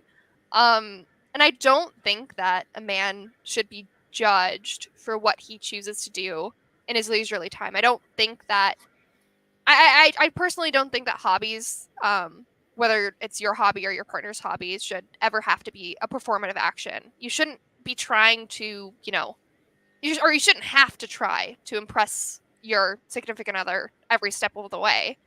And what my partner chooses to do for a leisurely activity has no impact, or shouldn't, you know, in a perfect scenario, on his working life. And to, you know, to go as far to say that, oh, get a better hobby because I don't like watching you do this thing. I feel like that's a bit judgmental. That's a bit harsh. I don't think that, you know, I think everyone deserves that time to, you know, just like sit and be lazy. Obviously, there's better things you could be doing with your time, but if you want to doom scroll, if you want to watch TV, if you want to do another unattractive hobby, not hobby, and your time is allocated for that, sure. I mean, yeah, absolutely. I've got a couple of points to touch on what you said there, Cows. And the first thing is judgmental. Women as a collective can be very judgmental, especially towards each other, but also towards men. And Nico has actually commented saying that men will be judged. I feel like women subconsciously judge men, just as men subconsciously judge women, on their looks, appearance, what they're doing, etc. It's a biological thing. Women look for a man who is strong, who's looking after them, etc. It's a biological need as such. But I would like to touch on, in terms of the hobbies, I agree with you in terms of don't ever tell someone to get a better hobby, because they've got a hobby. That hobby that they've chosen is because they enjoy it. It makes them happy. You should never take away someone's happiness. If they enjoy doing that, then you should enjoy the fact that they are happy doing it to a certain degree. What do you have to say in terms of, if you think that whatever your significant other is doing, if you're doing things and you think, well, whatever they're doing, you're just wasting your time. They're wasting their time with whatever they're doing. Would you have a comment on that? Would you then say, oh, do you mind helping me with this, instead of doing whatever you're doing? I mean, in terms of me judging the hobby, I mean, who am I to say that? If my partner is getting enjoyment out of something, I mean, I don't think it's my place to, be the jurisdiction of whether or not that time is being spent validly or not. Yeah. So let's say if they're not enjoying what they're doing, they are literally just procrastinating, wasting time, doom scrolling on their phone. I mean, they're doing that by choice. Obviously, if it's unhealthy, that's a completely different scenario. If they are, addicted to the phone, addicted to this, that, or the other thing. But I mean, just as much as these hobbies, like reading and bowling and that kind of thing, may be seen as like a quote unquote attractive hobby, I think that those are just as addictive if the man is using that as an escape rather than, he's doing it for leisure. I think that at that point that could, a conversation could be open, like, hey, I think you're actually unhappy doing this. This has become more of a habit rather than something that you enjoy. That's when we'll open that up. But if your husband and his friends, their time together, their guy time or whatever, his leisure time, is spent playing video games, and they were doing, teamwork, and they're playing the game, and they're having a grand old time, you maybe having some drinks, I'd see that as just the same as if they were doing that at a bar or doing sports at the same time and that kind of thing. That's just me personally. So yeah, I mean, I mentioned earlier, I'm definitely not a gamer, so I can't relate.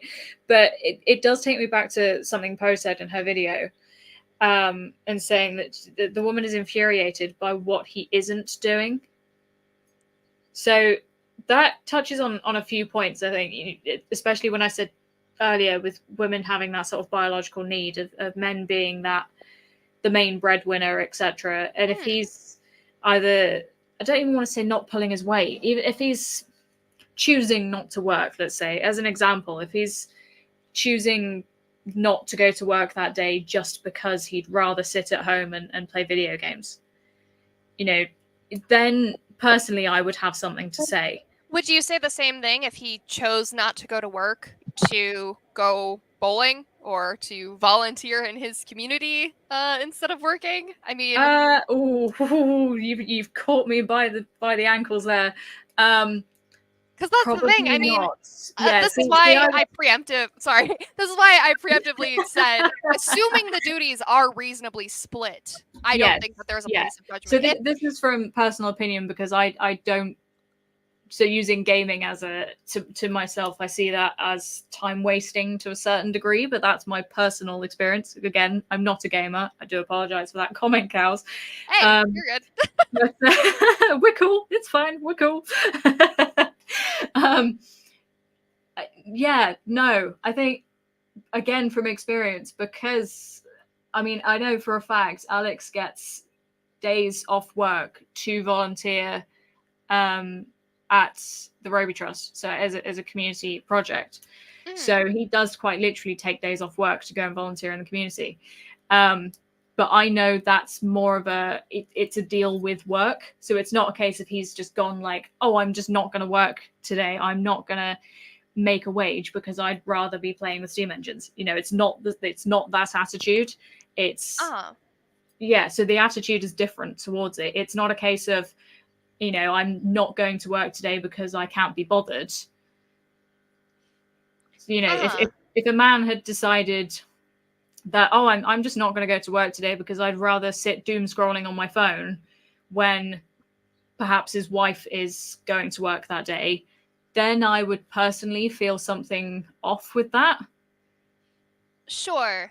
I mean, I think that that's definitely important because your activity, I mean, using volunteering is like a very, very harsh example because that is like undeniably, something that you can see in a good light the majority of the time. But I mean, what if he was volunteering for, running a community gaming thing? Like, would you feel the same thing? I mean, I don't know. Just because you don't personally understand an activity. Yeah. I mean, my significant other is into like trading card games. Like, cool. I totally like. I mean, I'd be open to learning, but that's not my forte at all. I don't know anything about it. I don't. If he wasn't into it, I probably wouldn't have a particular interest in it. But I mean, if that's what he chose to do on his day off, and he was, making enough money, and like helping me out and stuff, and yeah, that would be completely that's the fine. key there is you instantly said if he was making enough money. Yeah. So I mean, it's like, if okay, he was slacking off and doing that, then I'd be like, what the hell are you doing? As long as the responsibility is filled, then it's not a problem. But I do also think if you and your significant other have a common ground, so we both volunteer with various things, we both work in community projects, etc. So we have that common ground. And when I met Alex, it was a case of like I knew what the Roby Trust was, but I wasn't overly involved. Now I'm there all the time with him because he had that major interest. He's the chairman, and it was a case of, okay, I like you just say, I'm willing to learn. I want to learn about this, and I do enjoy it. I don't want to say it too loudly. He's next door. He might get a bit big-headed if I say I enjoy playing with steam engines. But it's looking, like you say, if let's say your other half was gaming, and instead of you going, oh well, I hate gaming, I think you're being lazy, maybe have an interest in that. If you already have an interest in that, then you can play the game together, you can have that downtime together. Whereas if you don't agree on the same sort of hobbies, then in my head that relationship isn't going to work, because you're just going to nag them to go, no, I think you're wasting your time. Whereas for them, they don't see it that way. I mean, I don't think that that's entirely the case. I mean, there are probably things that I enjoy doing that my partner doesn't, and vice versa. And I mean, if I chose to, I don't know, basic feminine thing, if I wanted to go out and like get a pedicure or something, like he could see that as like a waste of money. Like maybe he doesn't like care about that kind of like beauty standard, that kind of thing. But as a woman, like you might. And I think that there's a line to be drawn, like whether or not the hobby is, taking up too much of your time, too much of your money, that kind of thing. Then like if it genuinely is, negatively impacting your relationship and your productivity, then that's where, that conversation has to lie. But I don't have to be interested in 1,000,000,000% of things that he is, like that's just my personal feelings about it. If we had nothing in common, that would be a completely other scenario too. But I don't think that people really get into those sorts of relationships. And if they do, they probably don't last very long. They do. I don't know. I don't know why. Personally, like video games, I'm not a video gamer, and my husband wasn't, and it's one of those things when dating, a hardcore video gamer, I'd be like, no, It's too different from what I do. But my husband and he had bought a boat, and it would be parked in our backyard, and he would be working on repairing this boat, and I would be gardening. And so at least, like, if you can have a hobby that's tangentially you can do beside each other, Right. that's a good thing too. Oh yeah, absolutely. But as we're on the video, I did take myself on mute, didn't I? Yes. As we're on the video gaming bit, so I think this was Poe's first tweet in the viral thread that led to the video. And it says, "I have this crazy notion that women don't care as much about doing a disproportionate amount, can't speak, of housework and childcare as they say they do. I think in many cases the real grievance is that they don't like taking care of a man who is playing video games and watching TV." I think the important element here is not the video games and the TV. It's the taking care of a man. Mm-hmm. I think that whatever the activity it is that he's doing, if you are in the situation that you feel like a caretaker to your significant other, you're going to have these grievances regardless. Obviously, if you find what they're doing unattractive, that's probably going to be a contributor as well. But if you have to take care of someone to supplement their time and energy spent on a hobby, I think that's not a good concoction regardless. Yeah, when you say if you find it unattractive, it's also, I think, if you find it irritating. As I mentioned with my ex earlier on, the mum ex, as he's now known as, I did find it very irritating because, you know, he'd be gaming away and he'd be shouting at the telly and yelling and making a racket when I'd just come home from a shift, and, you know, I might just want to put a bit of music on and have a bit of quiet time. So that was the difference. And again, having that common ground, we did not have that common ground.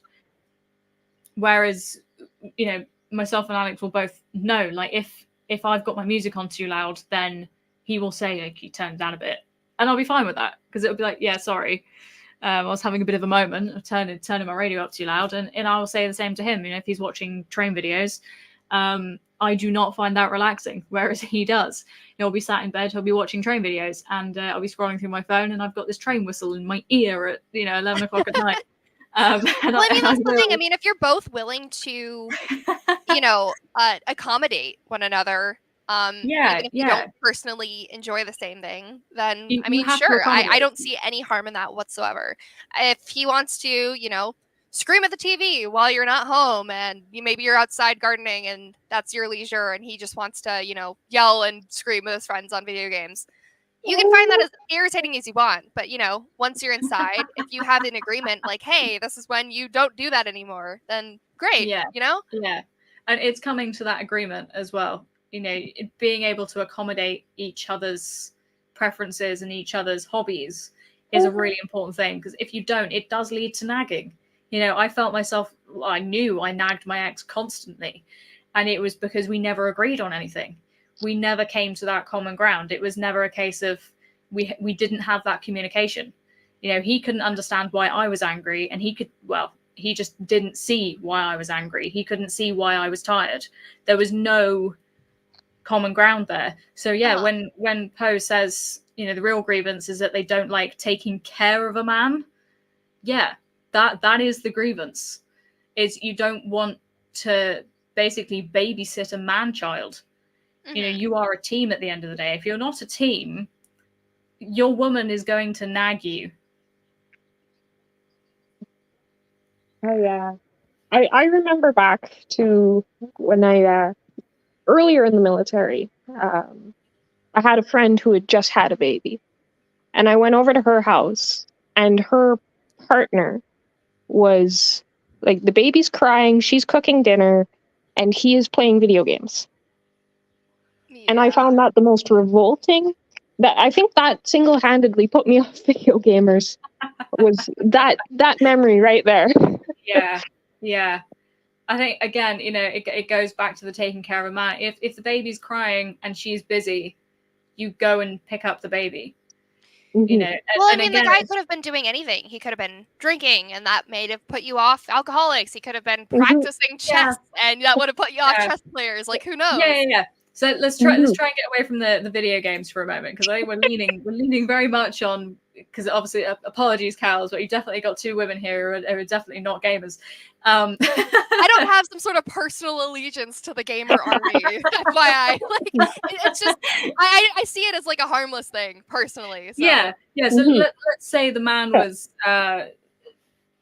basket weaving. That's a very wholesome thing. Basket weaving. If the man is basket weaving and the woman is making dinner, baby is crying. Who, if let's say the man is more readily available to go and see to the baby, if he does not go and see to the baby, yes, that would put me off basket weaving, because I'd be like, oh no, that's a terrible hobby. It's going to distract the man. Right. Again, as an example, my bosses, like as I said earlier on today, the husband, so the father of the baby, just took baby off mum because she was busy. She had to do a load of baking, and it was okay. I'll take baby. There was no question. Just I'm going to take baby.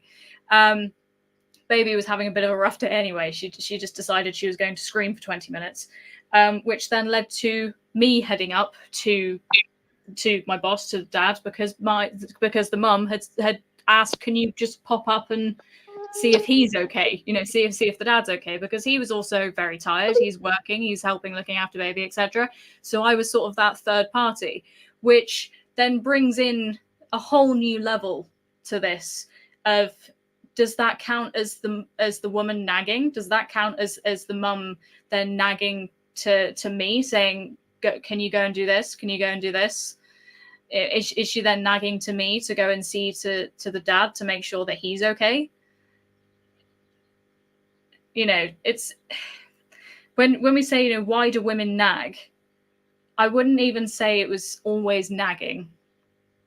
I think the term nag is used very loosely these days. It's as soon as you hear, oh, she's nagging about this, we instantly think, oh, she's going on about something. She's constantly asking me to do something. She's constantly telling me to do this, that, and the other. And it's always coming across as a negative point of view.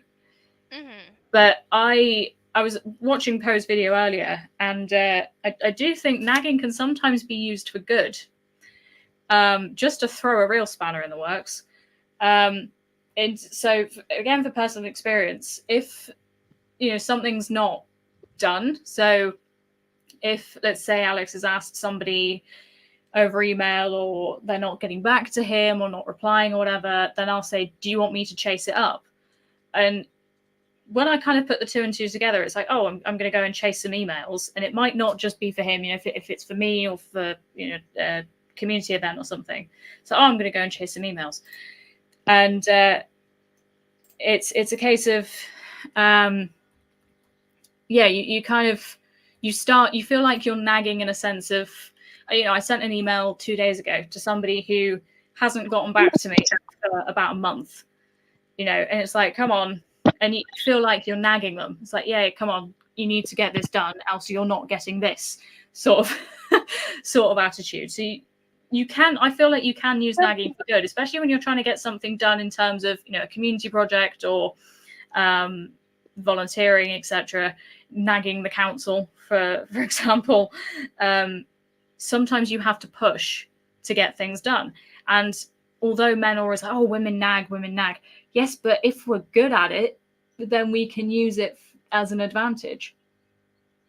I got something to add to that there. Of so both my husband and I were military, and I guess one of the positives of that, like military and a civilian relationship is often terrible, falls apart. Military members have a very high rate of divorce.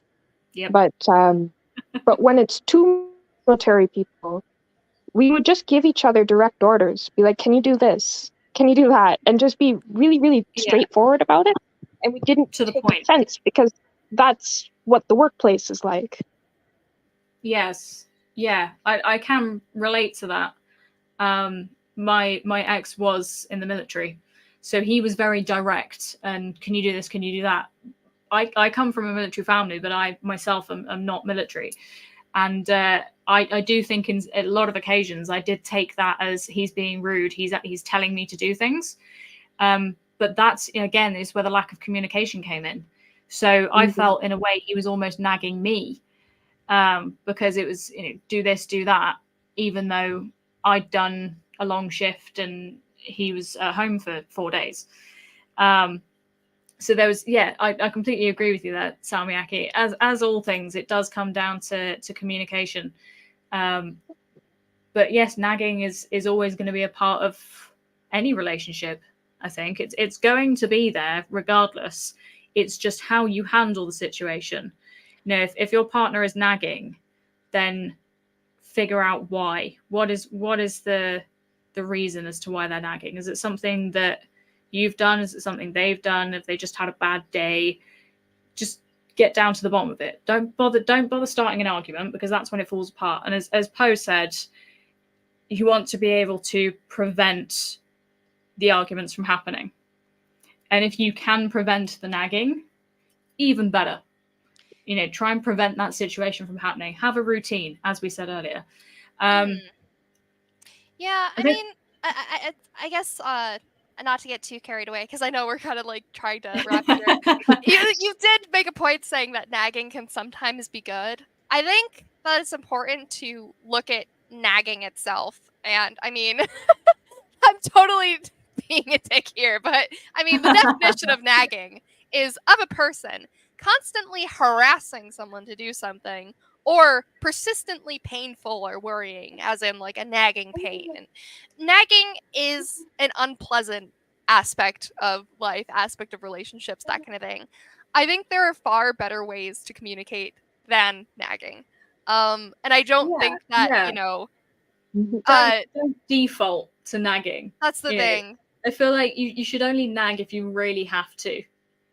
I think there's also, when you're like dealing with children, not that you want to necessarily like treat your significant other like a man-child, but so sometimes like you say clean up your room, clean up your room, clean up your room, the room doesn't get cleaned, that's nagging.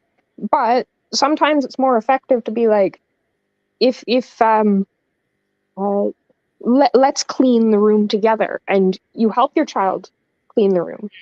And so maybe involving your husband in, if you need the kitchen cleaned up, can you clear off the table while I do the dishes? And it being a team, because that's what a marriage is. Yeah, absolutely. It's about teamwork and communication. We'll wrap it up there, I think, ladies. This is probably, I don't think it's quite the longest Wamen Now stream we've done, but it's getting close. I think we've covered the nagging question pretty well. We went down a few rabbit holes. But in terms of a Poe's video, why do women nag? Any closing comments? Why do women nag? If you're resorting to nagging or doing something that your partner perceives as nagging, I think you should probably evaluate your communication strategy and figure out something better. Because if you want change to be done, I don't think that nagging is probably going to get you where you want. Even if it makes the guy, do the thing you want him to do, that's going to create another problem. He's going to have to deal with you in that state. If you, find a way to communicate effectively while also not pissing him off, then that's the way to go. Absolutely. I completely agree. Very, very well summed up. Salmiaki, anything final from yourself? I think I'm gonna sound a little bit Jordan Peterson-y here for a moment. Don't if you're noticing resentment for your partner bubbling up, address it. Address it head on. Life is short. Don't mull on it and get all angry or save it all up for a big explosion. Address it. Find a solution. Don't nag. Clean his room. Yeah, clean your room. And Cows, what was it we were saying behind the scenes? We hate naggers. Goddamn naggers. Damn naggers. People who annoy you. People who annoy you. Yeah, so with that closing statement, thank you both very much for joining me this evening. It's been a very good conversation. Hopefully I'll see you both very soon. Thank you for those who have listened. Please do go and subscribe. It keeps Wamen Hour going. We are very busy, Wamen. It's not easy to keep these streams going. We all know that. It's chaos. Anything to shill, ladies? No? Personally, no. Pretty much nothing. Cool. Links are below for Poe's video. If you haven't watched it already, then go and watch that. This video may make a bit more sense with some things we've been touching on. The only thing I will shill is our Steam Fair coming up on the 2nd of June in Tavistock in Devon. If you can come, please do. It takes a lot of organising. It will only cost you £3 to get in. It's not much at all. Keeps our heritage Steam going within the town. So please come and support us with that. Otherwise, thank you for joining us. Thank you both, ladies, and we'll see you on the next one. Good night. Thank you.